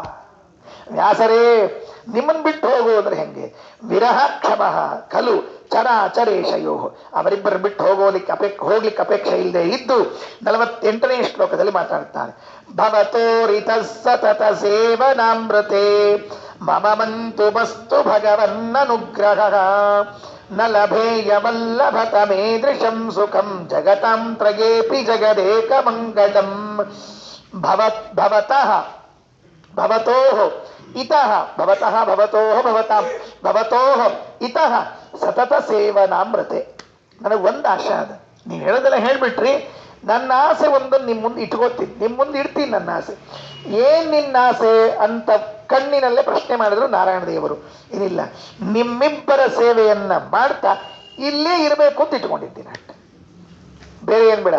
ಭವತೋಹ ನಿಮ್ಮಿಬ್ಬರ ಇತಃ ಇಲ್ಲಿಯೇ, ಇಲ್ಲಿ ಈ ಆಶ್ರಮದಲ್ಲಿ ನೀವಿಲ್ಲಿದ್ದೀರಿ, ನೀವಿಲ್ಲಿ ಇಲ್ಲೇ ಇದ್ಬಿಟ್ಟು ಸತತ ಸೇವನಂ 24 ಗಂಟೆ ನಿಮ್ ಸೇವೆ ಮಾಡಬೇಕು, ನಿಮ್ ಪಾದ ಒತ್ತಬೇಕು. ನೀವು ದೇವ್ರ ಪೂಜೆ ಮಾಡ್ತಾ ಇದ್ರೆ ಪಕ್ಕದಲ್ಲಿ ಕೂತ್ಕೊಂಡು, ದೇವರು ದೇವ್ರ ಪೂಜೆ ಮಾಡೋವನೇ, ಮತ್ತೆ ನಮಗೆ ಕಲಿಸ್ಬೇಕಲ್ಲ, ಅದಕ್ಕೆ ಪಕ್ಕದ ಇಟ್ಕೊಂಡು ನಾನು ಪೂಜೆಗೆ ಅನುಕೂಲ ಮಾಡಿಕೊಡ್ತೇನೆ, ನಿಮ್ ಪೂಜೆ ನಾನು ಮಾಡ್ತೀನಿ, ನಿಮಗೆ ಊಟಕ್ಕೆ ವ್ಯವಸ್ಥೆ ಮಾಡ್ತೀನಿ, ನಿಮ್ದು ಊಟ ಆದ್ಮೇಲೆ ನಾನು ಊಟ ಮಾಡ್ತೀನಿ, ನೀವು ಪಾಠ ಹೇಳ್ತಾ ಇದ್ರೆ ಕೇಳ್ತಿರ್ತೀನಿ, ಸಾಯಂಕಾಲ ಹೀಗೊಂಚೂರು ಹಾಗೊಂಚೂರು ವಾಕಿಂಗ್ ಹೋಗಿ ಬರೋಣ ಹೇಳ್ತಿರ್ತಾರಲ್ಲ ಕೆಲವರೆಲ್ಲ, ಈಗ ಒಂಚೂರು ಹೀಗೆ ಹೋಗಿ ಬರೋಣ ಅಂತ ಹೇಳ್ತಿರ್ತಾರಲ್ಲ, ಹಾಗೆ ಹೀಗೊಂಚೂರು ಹಾಗೊಂಚೂರು ಶಾಸ್ತ್ರದ ಮಾರ್ಗದಲ್ಲಿ ವಾಕಿಂಗ್ ಹೋಗಿ ಬರೋಣಂತೆ. ನಿಮ್ ಬುದ್ಧಿಯಲ್ಲಿದ್ದ ಅನಂತ ವಿಚಾರಗಳು ನನ್ನ ಬುದ್ಧಿಯಲ್ಲಿ ಇಳಿರಿ, ನಾನು ಯಾಕೆ ಹೋಗ್ಬೇಕು? ಭವತೋರಿತ ಸತತ ಸೇವನಾಮೃತೆ ಮಮ ಮಂತು ಮಸ್ತು ಭಗವನ್ನನುಗ್ರಹ. ಮಂತುಂ ನಿಮಜ್ಜನ ಅಂದ್ರೆ ಅದನ್ನೇನಂತ ಅದಕ್ಕೆ ಅವಗಾಹನ, ನಿಮ್ಮ ಅನುಗ್ರಹವೆಂಬ ನದಿಯಲ್ಲಿ ನಾನು ಮುಳುಗಿರ್ತೇನೆ, ನನಗೆ ಹೇಳ್ಬೇಕು ಅಂತ ಅಪೇಕ್ಷೆ ಇಲ್ಲ. ಮಮವಂತು ಮಸ್ತು ಭಗವನ್ ಅನುಗ್ರಹ, ನಿಮ್ಮ ಸೇವೆಯನ್ನ ಮಾಡುವುದು ಬಿಟ್ರೆ ನನಗೆ ಇನ್ನೇನಿಲ್ಲ. ನಿಮ್ಮ ಅನುಗ್ರಹ ನನಗೆ ಸದಾ ಅಭಿಷೇಕವಾಗ್ತಿರ್ಲಿ, ನಾನು ಅವಗಾಹನ ಮಾಡಿಬಿಡ್ತೇನೆ. ನಿಮ್ಮ ಅನುಗ್ರಹವೆಂಬ ಜಲದಲ್ಲಿ ನಾನು ಆ ಅವಗಾಹನವನ್ನು ಮಾಡಿಬಿಡ್ತೇನೆ. ಅಲ್ಲಪ್ಪ, ಅದು ದೊಡ್ಡದೋ ಇದು ದೊಡ್ಡದೋ ಹೇಳಿ ನೋಡ. ಯಾವುದು? ಸೂತ್ರ ಭಾಷ್ಯವನ್ನ ಬರೆಯೋದು ದೊಡ್ಡದೋ, ನಮ್ಮ ಅನುಗ್ರಹ ದೊಡ್ಡದು ಅಂದ್ರೆ ಆಚಾರ್ಯರಂತಾರೆ ನಲಭೇಯ ವಲ್ಲಭ ತಮೇದೃಶಂ ಸುಖಂ ಜಗತಾಂ ತ್ರಯೇಪಿ ಜಗದೇಕ ಮಂಗಲಂ. ನಿಮ್ಮ ಅನುಗ್ರಹದ ಮುಂದೆ ಯಾವುದು ಹಿರಿದಾದಂತ ಹೇಳಿ ನೋಡಂತೆ. ಸದಾ ನಿಮ್ ಜೊತೆಗಿರೋದು ಚಲೋನೋ, ದೂರ ಇದ್ದುಕೊಂಡು ನಿಮ್ಮ ನೆನೆಸ್ಕೋತಿರೋದು ಚಲೋನೋ? ಸದಾ ನಿಮ್ ಜೊತೆಗೆ ಇದ್ದು ನಿಮ್ಮ ಅನುಗ್ರಹಕ್ಕೆ ಪಾತ್ರನಾಗಿರೋದು ಬಹಳ ವಾಸಿ. ಅದು ಯಾಕೆ? ಜಗತಾಂತ್ರಯೇಪಿ 3 ಲೋಕದಲ್ಲೂ ಕೂಡ ಜಗದೇಕ ಮಂಗಳ, ಪರಮ ಮಂಗಳವಾದದ್ದು ನಿಮ್ಮ ಅನುಗ್ರಹ. ಅದಕ್ಕೆ ನಿಮ್ಮನ್ನು ಬಿಟ್ಟು ಹೋಗಿ ನಾನು ಗ್ರಂಥ ಬರೀಬೇಕು ನನಗೇನು ಅಪೇಕ್ಷೆ ಇಲ್ಲ, ನಾನು ಹೋಗಲ್ಲ. ಒಲ್ಲೆ ಅಂದ್ರು, ನಾ ಹೋಗಲ್ಲ ಅಂದ್ರು ಅವ್ರು. ಈ ಒಲ್ಲೆ ಅಂದವ್ರನ್ನ ಹೂನಿಸ್ ನೋಡಿದ ದೊಡ್ಡ ಕಥೆ ಇದೆ. ಯಾವಾಗ ಊಟಕ್ಕೆ ಕೂಡ್ರಿ ಅಂತಾರೆ, ಒಲ್ಲೆ ಅಂತಾರ. ಊಟಕ್ಕೆ ಕೂಡ್ರಿ ಅಂದ್ಕೊಳ್ಳೆ ಒಲ್ಲೆ ಅಂತಾರೆ. ಸ್ವಲ್ಪ ಸಿಟ್ಟು ಬಂದಿರ್ತದ್ರಿ. ಮನ್ಯಾಗ ಇರೋವ್ರಿ ಒಲ್ಲೆ ಅಂತಾರೆ ಅಂದ್ಕೊಳ್ಳಿ ಏನ್ ಮಾಡ್ಬೇಕು ಗೊತ್ತೇನು, ಬಿಸಿ ಬಿಸಿ ಭಕ್ರಿ ಆಗ್ಯಾವ, ಹಿಂಗವ ಉಬ್ಬ್ಯಾವ ಹೇಳ್ತೀನಿ ಬಂದ್ಬಿಡ್ತಾರ. ಉಬ್ಬ್ಯಾವ ಭಕ್ರಿ ಅಂದ್ರೆ ಟಕ್ಕಂತ ತಲೆ ಹಿಡ್ಕೊಂಡ್ ಬಂದಿರ್ತಾರೆ. ಒಂದಾಗ್ಯದ ಸಾರು ಹೇಳ್ತೀನಿ ಘಮ ಘಮ ಘಮ ಅಂದ್ರೆ ಬಂದ್ಬಿಡ್ತಾರೆ ಪಾಪ. ಒಲ್ಲೆ ಅಂದವರಿಗೆ ಒಲಿಯುವಂತೆ ಮಾಡೋದು ಒಂದು ಕಲೆ. ಒಲ್ಲೆ ಅಂದವ್ರನ್ನ ಒಲಿಯುವಂತೆ ಮಾಡೋದು ಒಂದು ಕಲೆ. ಆಚಾರ್ಯರು ಯಾಕೆ ಒಲ್ಲೆ ಅಂದ್ರು, ನಿಮ್ಮ ಅನುಗ್ರಹ ಬಿಟ್ಟು ನಾನು ಬೇರೆ ಕಡೆ ಹೋಗೋಲ್ಲ ಅಂದ್ರು. ಮುಂದಿನ ಮಾತು ಹೇಳಿದ್ರಿ ಆಚಾರ್ಯ ಯಾಕೆ ಹೋಗಲ್ಲ ಅಂತ ನಂಬರ್ 2 ಪಾಯಿಂಟ್ 2 ಎರಡನೇ ಅಂಶವನ್ನ ಹೇಳ್ತಾರೆ. ಕಲಿಕಾಲ ಕಾಲಿತ ಗುಣೇ ಧರಾತಲೆ, ಕಲಿಕಾಲ ಕಾಲಿತ ಗುಣೇ ಧರಾತಲೆ, ಸುಜನೋ ನನೂನ ಮಧುನಾಸ್ತಿ ಯೋಗ್ಯಧೀ ಪರತತ್ವ ವರ್ಣನಮ ಯೋಗ್ಯತಾವತೆ ನನು ಹವ್ಯದಾನಮಿವ ನಿಂದ್ಯತೆ ಶುನೇ. ಕಲಿಕಾಲದಲ್ಲಿ ಈ ಭೂಮಿಯಲ್ಲಿ ಒಬ್ಬನೊಬ್ಬ ಸಜ್ಜನ ಇಲ್ಲ. ಮಧ್ವಾಚಾರ್ಯ ಡಿಸಿಷನ್ ತಗೊಂಡ್ಬಿಟ್ಟಿದ್ರು. ಶ್ರೀಮದಾಚಾರ್ಯ ಏನ್ ನಿರ್ಣಯ ತಗೊಂಡ್ಬಿಟ್ಟಿದ್ರು ಅಂದ್ರೆ, ಕಲಿಕಾಲದೊಳಗೆ ಒಬ್ಬ ಸಜ್ಜನ ಇಲ್ಲ. ಕಲಿಕಾಲ ಕಾಲಿತ ಗುಣೇ ಧರಾತಲೆ, ಧರಾತಲ ಅಂದ್ರೆ ಭೂಮಿ. ಕಲಿಯ ಕಾಲದ ಬಲದಿಂದ ಎಲ್ಲ ಹೋಗ್ಬಿಟ್ಟಾವ. ಭಕ್ತಿ ಜ್ಞಾನ ವೈರಾಗ್ಯ ಎಲ್ಲ ಮರೆಯಾಗ್ಬಿಟ್ಟಾವ. ಎಲ್ಲ ಹೋದ ಮೇಲೆ ತತ್ವಜ್ಞಾನವನ್ನ ಪಡಿಲಿಕ್ಕೆ ಯೋಗ್ಯನಾದವನು ಯಾರಿದ್ದಾನೆ? ಏನ್ ಹಂಗಂದ್ರೆ ಅರ್ಥ, ಆಚಾರ್ಯರಂತಾರೆ ತತ್ವಜ್ಞಾನ ಪಡೆಯುವುದಕ್ಕೆ ಯೋಗ್ಯತೆ ಯಾವುದು ಅಂದ್ರೆ ಜ್ಞಾನ ಭಕ್ತಿ ವೈರಾಗ್ಯಗಳು. ತತ್ವಜ್ಞಾನ ಪಡಿಲಿಕ್ಕೆ ಯಾವುದು ಅರ್ಹತೆ ಯಾವುದು? Entrance exam, CET entrance exam. ಇಲ್ಲಿ ಯಾವ್ದು ಎಂಟ್ರೆನ್ಸ್ ಎಕ್ಸಾಮ್ ನಿಮ್ಮ ತತ್ವಜ್ಞಾನ ಪಡಿಲಿಕ್ಕೆ? ಜ್ಞಾನ ಭಕ್ತಿ ವೈರಾಗ್ಯ ಇದೆಯೇ ತತ್ವಜ್ಞಾನ ಸಿಗ್ತದೆ. ತತ್ವಜ್ಞಾನ ಸಿಕ್ಕಿಲ್ವೋ ತಲೆ ಕೆಡಿಸ್ಕೋಬೇಡ್ರಿ, ಅರ್ಥ ಮಾಡಿಕೊಳ್ಳ್ರಿ. ಏನು ಜ್ಞಾನ ಭಕ್ತಿ ವೈರಾಗ್ಯಗಳಿಲ್ಲ. ಆಚಾರ ನೀವೇನ್ ಹೇಳೋದು ನಮಗ್? ನಾ ಹೇಳಿಲ್ಲ, ನಮ್ಮ ಸ್ವರೂಪ ಹೇಳ್ತಾ ಅದ, ಅದು ನಮ್ಮ ಸ್ವರೂಪವೇ ಹೇಳ್ತಾ ಅದ. ಆಚಾರ್ಯರಂತಾರೆ ಕಲಿಕಾಲ ಕಾಲಿತ ಗುಣೇ ಧರಾತಲೆ ಸುಜನ ನ ಯೋಗ್ಯಂ ನ ನೂನಂ ಅಧುನಾ ಅಸ್ತಿ ಯೋಗ್ಯಧೀಹಿ. ನಾನು ಕೊಡುವ ತತ್ವಜ್ಞಾನವನ್ನ ತಲೆಯಲ್ಲಿ ಇಟ್ಟುಕೊಳ್ಳುವ ಒಬ್ಬ ವ್ಯಕ್ತಿ ಇಲ್ಲ ಕಲಿಯುಗದಲ್ಲಿ, ಒಬ್ಬ ವ್ಯಕ್ತಿ ಇಲ್ಲ. ಏನರ್ಥ ಆಯ್ತು? ನೀವೇ ಇನ್ನೊಂದ್ಸಲ ಆಲೋಚನೆ ಮಾಡ್ರಿ. ಶ್ರೀಮದಾಚಾರ್ಯ ತತ್ವಜ್ಞಾನ ಆಚಾರ್ಯರ ಶಾಸ್ತ್ರ ನಮ್ಮ ಬುದ್ಧಿಯಲ್ಲಿ ಇರಬೇಕಾದರೆ ಆಚಾರ್ಯರಂತಾರೆ ಆ ಒಂದು ಬುದ್ಧಿಯೂ ಇಲ್ಲ, ಸರಿಯಾದ ಒಂದು ಪಾತ್ರೆ ಸರಿಯಾದದ್ದು ಒಂದೂ ಇಲ್ಲ. ಯಾಕೆ ಇಲ್ಲ ಅಂತಂದ್ರೆ ಪಾತ್ರೆಗೆ ಬೇಕಾಗಿರುವಂತಹ ಶುದ್ಧಿ ಅದು ಯಾವುದರಿಂದ ಆಗಬೇಕು? ಜ್ಞಾನ ಭಕ್ತಿ ವೈರಾಗ್ಯದಿಂದ. ಅದೇ ಇಲ್ಲ ಅಂದಮೇಲೆ ನಾನು ಹೇಗೆ ಆ ಪಾತ್ರೆಯಲ್ಲಿ ತತ್ವಜ್ಞಾನವನ್ನು ತುಂಬಿಸ್ಲಿ ಅಂತ ಕೇಳ್ತಾರೆ. ಒಬ್ಬ ಭಿಕ್ಷೆಗೆ ಬರ್ತಿದ್ದಂತೆ, ನಿತ್ಯ ಭಿಕ್ಷೆಗೆ ಬರ್ತಿದ್ದಂತೆ. ಭಿಕ್ಷೆಗೆ ಬಂದಾಗ ಮನೆಯಲ್ಲಿರುವಂತಹ ಒಬ್ಬ ಹೆಣ್ಣು ಮಗಳು ಆ ಭಿಕ್ಷೆಗೆ ಬಂದ ಸನ್ಯಾಸಿ ಭಿಕ್ಷೆಗೆ ಬಂದಿದ್ದ, ನಿತ್ಯ ಬರ್ತಿದ್ದ, ನಿತ್ಯ ಹಾಕ್ತಿದ್ರು. ಒಂದು ದಿವಸ ಭಿಕ್ಷೆಗೆ ಬಂದ, ನಿತ್ಯ ತರುವ ಪಾತ್ರೆಯನ್ನು ತಂದು ಭವತಿ ಭಿಕ್ಷಾಂ ದೇಹಿ ಎಂದ. ಅವಳು ತಂದಿದ್ಲು ಭಿಕ್ಷೆಯನ್ನ. ತಂದವಳು ನೋಡಿ ಸಾರಿ ಇವತ್ತು ನಾನು ಭಿಕ್ಷೆ ಹಾಕೋದಿಲ್ಲ ಅಂತ ಹೊರಟು ಬಿಟ್ಲು. ನಾನು ಭಿಕ್ಷೆ ಹಾಕೋದಿಲ್ಲ ಇವತ್ತು ಅಂತ. ಅವನಿಗೆ ಪಾಪ ಸ್ವಲ್ಪ ಮನಸ್ಸಿಗೆ ಅಸಮಾಧಾನ ಆಯಿತು. ಯಾಕೆ ಅಮ್ಮ ಅಂದ. ಏನಿಲ್ಲ, ನಾನು ಭಿಕ್ಷೆ ಹಾಕಲಿಕ್ಕೆ ತಂದ ವಸ್ತು ಅದು ನಿನ್ನ ಪಾತ್ರೆಯಲ್ಲಿ ಇರ್ಲಿಕ್ಕೆ ಯೋಗ್ಯ ಇಲ್ಲ. ಅವನಿಗೆ ಬೇಜಾರಾಯ್ತು. ನಿತ್ಯ ಇದೇ ಪಾತ್ರೆ ತರ್ತೀನಿ, ನಿತ್ಯ ಹಾಕಿದ್ದಿ, ಇವತ್ತ್ಯಾಕೆ ಇಲ್ಲ ಅಂತ ಇದ್ದಿ ಅಂತ. ಆಗ ಹೇಳಿದವಳು, ನಾನಿವತ್ತು ನಿನಗೆ ಶುದ್ಧ ಆಕಳಿನ ಹಾಲು ತಂದಿದ್ದೇನೆ ಹಾಕಬೇಕು ಅಂತ ಹೇಳಿ, ನಿನ್ನ ಪಾತ್ರೆಯಲ್ಲಿ ಜಿಡ್ಡಿದೆ, ಎಣ್ಣೆಯ ಅಂಶ ಇದೆ. ಈ ಹಾಲನ್ನೇನಾದ್ರೂ ಆ ಪಾತ್ರೆಯಲ್ಲಿ ಹಾಕಿದ್ರೆ ಹಾಲು ಒಡೆದು ಹೋಗಿ ನಿನಗೂ ಇಲ್ಲ ನನಗೂ ಇಲ್ಲ ಅಂತ ಆಗ್ತದೆ, ನಾನು ಭಿಕ್ಷೆ ಹಾಕೋದಿಲ್ಲ ಅಂತ ಹೇಳಿದಂತೆ. ಇದು ನಮ್ಮ ಬುದ್ಧಿಯಲ್ಲಿ ಸ್ವಲ್ಪ ಜಿಡ್ಡು ಇದೆ. ತತ್ವಜ್ಞಾನವೆಂಬ ಹಾಲನ್ನ ಹಾಕಿದರೆ ಆ ಬುದ್ಧಿಯಲ್ಲಿ ಇರೋದಿಲ್ಲ, ತತ್ವಜ್ಞಾನವೂ ಎಷ್ಟಾಗತ್ತೆ, ಅದು ಅವರಿಗೂ ಇಲ್ಲ ನಮಗೂ ಇಲ್ಲ ಆಗತ್ತೆ. ಆದ್ದರಿಂದ ನಾಸ್ತಿ ಯೋಗ್ಯಧೀಹಿ, ಒಬ್ಬ ಶುದ್ಧ ಪಾತ್ರೆ ಇರುವಂತಹ ವ್ಯಕ್ತಿ ಇಲ್ಲ. ಏನ್ ಮಾಡ್ಲಿ ಎಂದವನು. ಭಿಕ್ಷಕ ಬಿಡ್ಲಿಲ್ಲ, ಪಾತ್ರೆ ತೊಳೆದುಕೊಂಡು ಬಂದ್ರೆ ಹಾಕ್ತೀನಿ ಅಂದ್ಲು. ಹೋಗಿ ಪಾತ್ರೆಯನ್ನು ಸ್ವಚ್ಛ ತೊಳೆದುಕೊಂಡು ಬಂದ, ಅವಳು ಹಾಲನ್ನು ಹಾಕಿದ್ಲು. ಹಾಗಾದ್ರೆ ನಮ್ಮ ಬುದ್ಧಿ ಎಂಬ ಪಾತ್ರೆ ಸ್ವಚ್ಛವಾಗಬೇಕಾದ್ರೆ ಭಕ್ತಿ ಜ್ಞಾನ ವೈರಾಗ್ಯಗಳು ಬೇಕು. ಅದು ಇದ್ರೆ ಮಾತ್ರ ಬುದ್ಧಿ ಸ್ವಚ್ಛ ಆಗ್ತದೆ. ಆಗ ಮಾತ್ರ ಆಚಾರ್ಯರ ಸಿದ್ಧಾಂತ ಒಳಗಡೆ ಹೋಗ್ತದೆ. ಆ ಹಾಲು ಜೀರ್ಣ ಆಗ್ತದೆ. ನೆನಪಿಟ್ಟುಕೊಳ್ಳಿ. ಒಡೆದ ಹಾಲು ಕುಡಿತೀರಾ? ಒಡೆದ ಹಾಲು ಕುಡಿತೀರಾ? ಒಡೆದ ಹಾಲು ಕುಡಿಯೋದಿಲ್ಲ ಅಷ್ಟೇ ಅಲ್ಲ. ನೋಡ್ರಿ, ಅಕಸ್ಮಾತ್ ಹಾಲು ಒಡೆದು ಹೋಯ್ತು ಅಂತ ಇಟ್ಕೊಳ್ರಿ, ಸುಮ್ಮನೆ ಹೇಳ್ತೀನಿ, ಹಾಲು ಒಡೆದು ಹೋಯ್ತು ಅಂತ ಇಟ್ಕೊಳ್ರಿ. ಮೊದಲು ಆಕಳಿಗೆ ಬೇಸರ. ಅದು ಯಾಕೆ ಬೇಸರ ಮಾಡ್ಕೊಳುತ್ತೆ? ನಾವು ಅದರ ಮಗು ಕುಡಿಯೋ ಹಾಲು ತಂದಿದ್ದೇವೆ ಮೊದಲು ಬಿಡಿಸ್ಕೊಂಡು. ಆ ಕರು ಕುಡಿಬೇಕಾದ ಹಾಲು ಬಿಡಿಸಿ ನಾವು ಕುಡಿತಾ ಇದ್ದೀವಿ. ಹೋಗ್ಲಿ ಬಿಡು ಅಂತ ಆಕಳು ಪಾಪ, ಹೋಗ್ಲಿ ಬಿಡು. ಕರು ಕುಡಿಯುವಂತಹ ಹಾಲನ್ನ ಬಿಡಿಸಿ ನೀವು ತಂದಿದ್ದೀರಿ.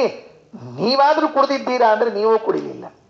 ನೀವು ಕುಡಿಲಿಲ್ಲ, ಕರು ಕುಡಿಲಿಲ್ಲ. ಹೋಗ್ಲಿ, ಎತ್ತಿಟ್ಟಿದ್ದೀರಾ ಅಂದ್ರೆ ಒಡೆದು ಬಿಟ್ಟಿದ್ದೀರಿ ಹಾಲನ್ನ. ಏನ್ ಮಾಡದಂತೆ ಆಯಿತು? ಅದನ್ನೇ ಹೇಳಿದ್ರು. ನಾನು ಹವ್ಯದಾನಮಿವ ನಿಂದ್ಯತೆ ಶುನೇ. ಚಂದ ಅಡಿಗೆ, ದೇವರ ಪೂಜೆ, ನೈವೇದ್ಯ, ವೈಶ್ವದೇವೆಲ್ಲ ಮಾಡಿ ಆ ನೈವೇದ್ಯ ಒಯ್ದು ನಾಯಿಗೆ ಹಾಕಿದ್ದಂತಾಯ್ತಂತೆ. ನಾಯಿಗೆ ಹಾಕಿದಂತೆ. ನಾನು ಹವ್ಯದಾನಮಿವ ನಿಂದ್ಯತೆ ಶುನೇ. ಶುನ ಅಂದ್ರೆ ನಾಯಿ. ನೀವು ದೇವರ ಪೂಜೆ ಮಾಡಿ, ಧನುರ್ಮಾಸ ಬೇರೆ, ಮಡೀಲೆ 4ಕ್ಕೆ ಮಡಿಲಿ ಎದ್ದಿರಂಗಿಲ್ಲ. ಎದ್ದ ಮೇಲೆ ಸ್ನಾನ ಮಾಡಿ ಮಡಿ, ಅದು ಯಾಕಂದ್ರೆ ಮಡಿಲಿ 4ಕ್ಕೆ ಎದ್ದು ಗಾಬರಿ ಆಗ್ತಿರ್ತದೆ ಉಳಿದವ್ರಿಗೆ. ಹಂಗಾರೆ ಇವ್ರು ರಾತ್ರಿ ಮಲ್ಕೋಬೇಕಾದ್ರೆ ಸ್ನಾನ ಮಾಡಿ ಮಕ್ಕೊಂಡ್ಬಿಟ್ರೇನೋ. ಎದ್ದ ಮೇಲೆ ಮಡಿ ಆಗ್ತಿರುತ್ತೆ. ನಮ್ಮ ಗುರುಗಳು ತಮಾಷೆ ಮಾಡ್ತಿರ್ಬೇಕು. ದ್ವಾದಶಿ ಎದ್ದ ಮೇಲೆ ಸ್ನಾನ ಮಾಡೋದು, ಊಟ ಮಾಡೋದು ಭಾಳ ತಡ. ನಮ್ಗೆ ಊಟಕ್ಕೆ ಲೋಗ ಆಗ್ಬೇಕು. ದ್ವಾದಶಿ ಏನ್ರಿ ಊಟಕ್ಕೆ ಲೋಗ ಆಗ್ಬೇಕು. ಅದಕ್ಕೆ ಏನ್ ಮಾಡ್ಬೇಕು ಆಚಾರ ಅಂತ ಕೇಳಿ ನಮ್ಮ ಗುರುಗಳು ಹೇಳ್ಬೇಕು. ಏಕಾದಶಿ ರಾತ್ರಿ ಮಲ್ಕೋಬೇಕಾದ್ರೆ ಸ್ನಾನ ಮಾಡಿ ನಾಮ ಹಚ್ಕೊಂಡು ಮಲ್ಕೊಂಡ್ಬಿಡು, ಬೆಳಿಗ್ಗೆ ಎದ್ಕೊಂಡು ಊಟಕ್ಕೆ ಕೂತ್ಬಿಡು ಅಂತ ಹೇಳ್ತಾರೆ. ಅದಕ್ಕೆ ಏಕಾದಶಿ ರಾತ್ರಿನೇ ಸ್ನಾನ ಮಾಡಿ ನಾಮ ಮಾಡ್ಕೊಂಡು ಮಲ್ಕೊಂಡ್ಬಿಡೋದು, ಬೆಳಗ್ಗೆ ತಲೆ ಮೇಲೆ ಕೂತ್ಬಿಡೋದಂತೆ. ನಾನು ಹವ್ಯದಾನಮಿವ ನಿಂದ್ಯತೇಶುನೆ. ಧನುರ್ಮಾಸದಲ್ಲಿ ನಾವು ಚಳಿಯಲ್ಲಿ ಎದ್ದು ಸ್ನಾನ ಮಾಡಿ, ಪೂಜೆ ಮಾಡಿ, ನೈವೇದ್ಯ ಮಾಡಿ, ವೈಷ್ಣುದೇವ ಮಾಡಿ, ಆ ಉಳಿದ ಅನ್ನವನ್ನ ಒಯ್ದು ನಮ್ಮ ಮನ್ಯಾಗ ಸಾಕಿರ್ತೀವಲ್ಲ ನಾಯಿನ್, ಅದಕ್ಕೆ ಇಟ್ಬಿಡೋದು. ತಗೋ ತಿನ್ನು, ನೀಯರ ಎಂದು ತಿಂತೀಯೋ ಪಾಪಿ, ದೇವರ ನೈವೇದ್ಯ. ಅಯ್ಯೋ ಹಣೆ ಬಾರ, ನೀನು ಪಿಜ್ಜಾ ಆರ್ಡರ್ ಮಾಡೀನಿ, ಡೊಮಿನೋಸ್ ಪಿಜ್ಜಾ ಬರ್ತದೆ, ತಿಂತೀನಷ್ಟೇ ಕೂತ್ಕೊಂಡು. ಅಯ್ಯೋ ಹಣೆ ಬಾರ. ಎಂಥ ಪರಿಸ್ಥಿತಿ ನಮ್ದು.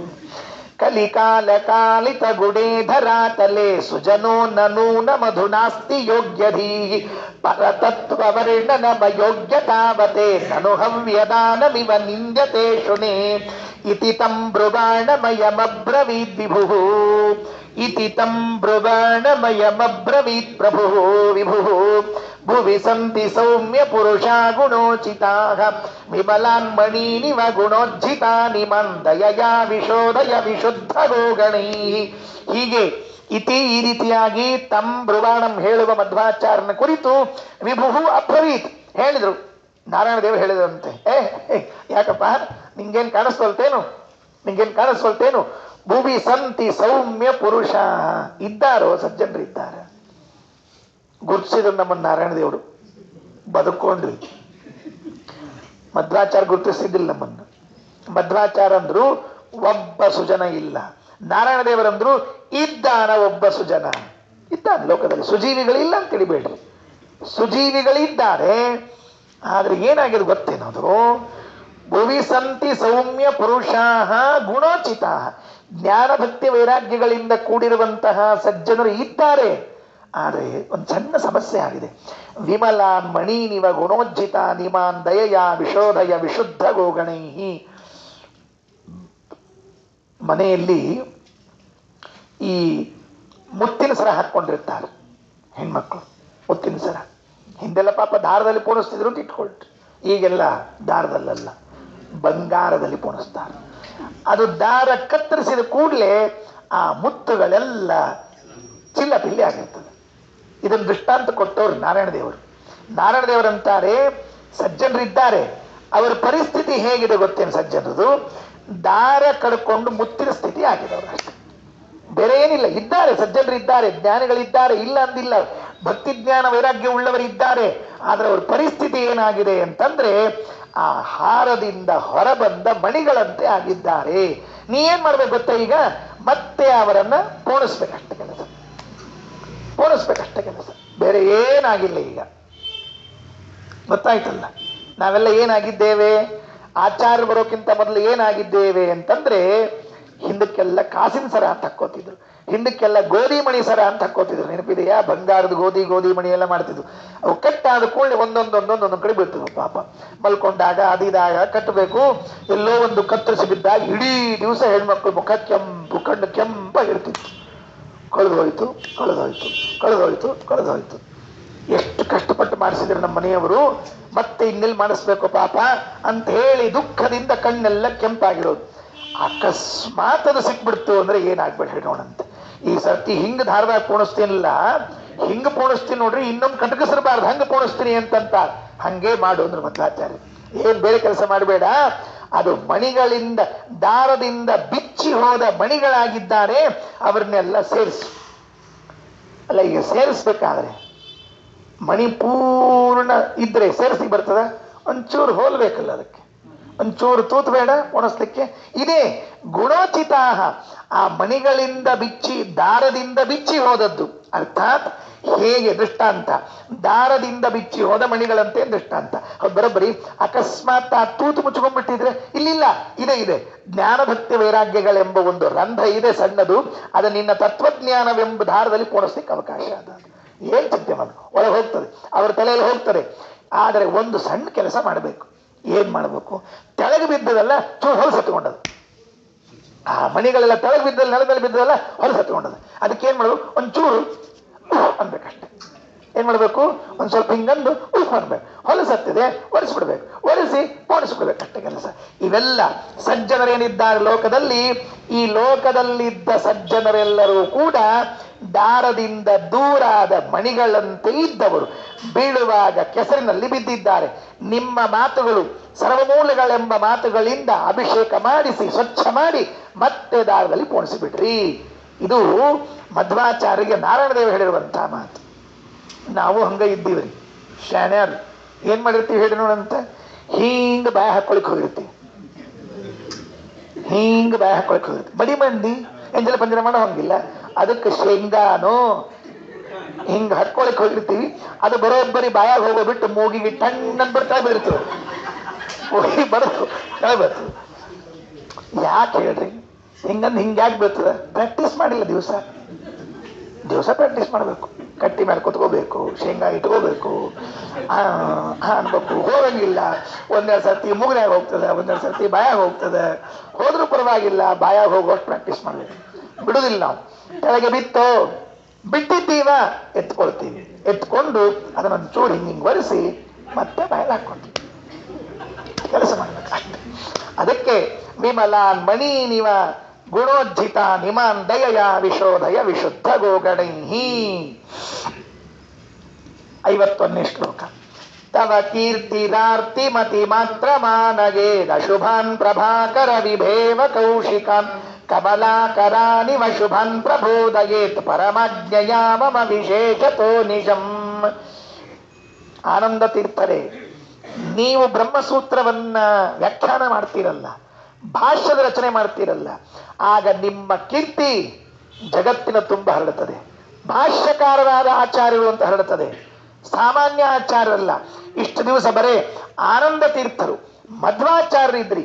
ಈಗ ನಿಮ್ಮ ಕೀರ್ತಿ ಏನಾಗ್ತದೆ ಗೊತ್ತಾ? ಭಾಷ್ಯಕಾರರಾದ ಆಚಾರ್ಯರು ಅಂತ ಆಗ್ತದೆ. ನನ್ನ ಆಜ್ಞೆ ಪರಿಪಾಲನೆ ಮಾಡಿದ್ದಕ್ಕೆ ನಾನು ಹೇಳಿದ್ದೇನೆ, ಪರಮಾಜ್ಞೆಯ ಮಮ ವಿಶೇಷತೋ ಅನಿಶಂ. ಸದಾ ನನ್ನ ಆಜ್ಞೆಯನ್ನು ಪರಿಪಾಲನೆ ಮಾಡ್ತೀರಿ, ಸದಾ ನನ್ನ ಅನುಗ್ರಹ ನಿಮ್ಮ ಮೇಲಿದೆ. ನನ್ನ ಅನುಗ್ರಹದಿಂದ ನೀವು ಸೂತ್ರ ವ್ಯಾಖ್ಯಾನವನ್ನ ಮಾಡಿದ್ದಕ್ಕೆ ನಿಮ್ಮ ಕೀರ್ತಿ ಜಗತ್ತಿನ ತುಂಬ ಹರಡುತ್ತದೆ. ಹೇಗೆ ಸೂರ್ಯನ ಪ್ರಕಾಶ ಜಗತ್ತಿನ ತುಂಬ ಹರಡುತ್ತದೋ ಹಂಗೆ ನಿಮ್ಮ ಕೀರ್ತಿ ಜಗತ್ತಿನ ತುಂಬ ಹರಡುತ್ತದೆ. ಆದರೆ ಸೂರ್ಯನ ಪ್ರಕಾಶ ಹರಡಿದಾಗ ಗೂಬೆಗಳಿಗೆಲ್ಲ ಸಿಟ್ಟು ಬರ್ತದಂತೆ, ಗೂಬೆಗಳಿಗೆಲ್ಲ ಸಿಟ್ಟು ಬರ್ತದಂತೆ. ಯಾಕಾದ್ರೂ ಸೂರ್ಯೋದಯ ಆಯ್ತು ಅಂತ. ಯಾಕೆ? ಸೂರ್ಯೋದಯ ಆದಾಗ ಕಣ್ ಕಾಣಿಸಲ್ಲ. ಸೂರ್ಯೋದಯ ಆದ್ರೆ ಗೂಬೆಗಳಿಗೆ ಕಣ್ ಕಾಣಿಸೋದಿಲ್ಲ. ಅಂಥೇಳಿ ಸೂರ್ಯ ಉದಯಿಸುವುದು ನಿಲ್ಲಿಸಿ ಬರ್ತದ, ಕಮಲಗಳು ಅರಳಬೇಕಾಗಿದೆ ಅಲ್ಲಿ. ಹಾಗಾಗಿ ಕಮಲಗಳು ಅರಳಬೇಕಾದ್ರಿಂದ ಅನಿವಾರ್ಯವಾಗಿ ಸೂರ್ಯೋದಯ ಆಗಿಬಿಡ್ತು. ಗೂಬೆಗಳು ಕಣ್ಣು ಕುಕ್ತಲ್ಲ ಅಂದ್ರೆ ಕುಕ್ಕೊಂಡು ಹೋಗ್ಲಿ ಅಂದ್ಬಿಟ್ಟು ಯಾವ್ದಾದ್ರೂ ಒಂದು ಪಡಿಲಿಕ್ಕೆ ಒಂದು ಬಿಡಬೇಕಲ್ವೇ. ಆದ್ದರಿಂದ ತವ ಕೀರ್ತಿರಾರ್ತಿಮತಿ ಮಾತ್ರ ಮಾನಯೇತ್, ತವ ಕೀರ್ತಿ ಅತಿ ಮಾತ್ರಂ ಆರ್ತಿಂ ಆನಯೇತ್. ಕೆಲವರಿಗೆ ದುಃಖ ಕೊಡ್ತದೆ. ಯಾರಿಗೆ? ಅಶುಭಾನ್, ದುರ್ಜನರಿಗೆ. ಪ್ರಭಾಕರ ವಿಭೇವ ಕೌಶಿಕಾನ್, ಪ್ರಭಾಕರ ಅಂದ್ರೆ ಸೂರ್ಯ, ಅವನ ವಿಭ ಅಂದ್ರೆ ಪ್ರಕಾಶವು, ಕೌಶಿಕ ಅಂತನ್ನೋ ಶಬ್ದಕ್ಕೆ ಗೂಬೆಗಳಿಗೆ ಏನಾಗ್ತದೆ? ತ್ರಾಸಾಗ್ತದೆ. ಆದರೆ ಕಮಲಾಕರಾನಿವ ಶುಭಾನ್ ಪ್ರಬೋದಯೇತ್, ಕಮಲಗಳಿಂದ ತುಂಬಿರುವ ಕೆರೆ ಅರಳಿ ನಿಲ್ತದಲ್ಲ, ಅದಕ್ಕಾಗಿ ನೀವು ಆ ಕೆಲಸವನ್ನ ಮಾಡಬೇಕು ಅಂತ ಹೇಳಿ ಇತಿ ಸಾ ಮಹೀಧರ ಮುಖಾದ್ವಿನಿಸೃತ ಜಗತಾಂ ಸುಖಾಯ ವಿಶದಾ ಸರಸ್ವತಿ ದ್ವಿಜರಾ ಜಗೋ ವಿಷಯತಾತಿ ಪೂರಿತಂ ಪ್ರವಿವೇಶ ಮುಧ್ವ ಪೃಥು ಬುದ್ಧಿವಾರಿದಿಂ. ಈ ಮಾತು ಆಚಾರ್ಯರಿಗೆ ಹಿಡಿಸಿತು ಅಂತ ಹೇಳಬೇಕಾಗಿದೆ. ಯಾವ ಮಾತು? ಆ ನಾರಾಯಣ ದೇವರು ಹೇಳಿದ್ರು, ನೀವು ಹೋಗ್ರಿ ಬರೀರಿ ಒಳ್ಳೇದಾಗ್ತದೆ ಅಂತ ಹೇಳಿದ ಮಾತು ಹಿಡಿಸ್ತು ಅಂತ. ಇದರ ಕಾವ್ಯ ಶೈಲಿಯಲ್ಲಿ ಹೇಳಬೇಕು. ಪಂಡಿತಾಚಾರ್ಯರ ಕಾವ್ಯ ಶೈಲಿ ಅದು ಎಷ್ಟು ಚಮತ್ಕಾರ ನೋಡ್ರಿ.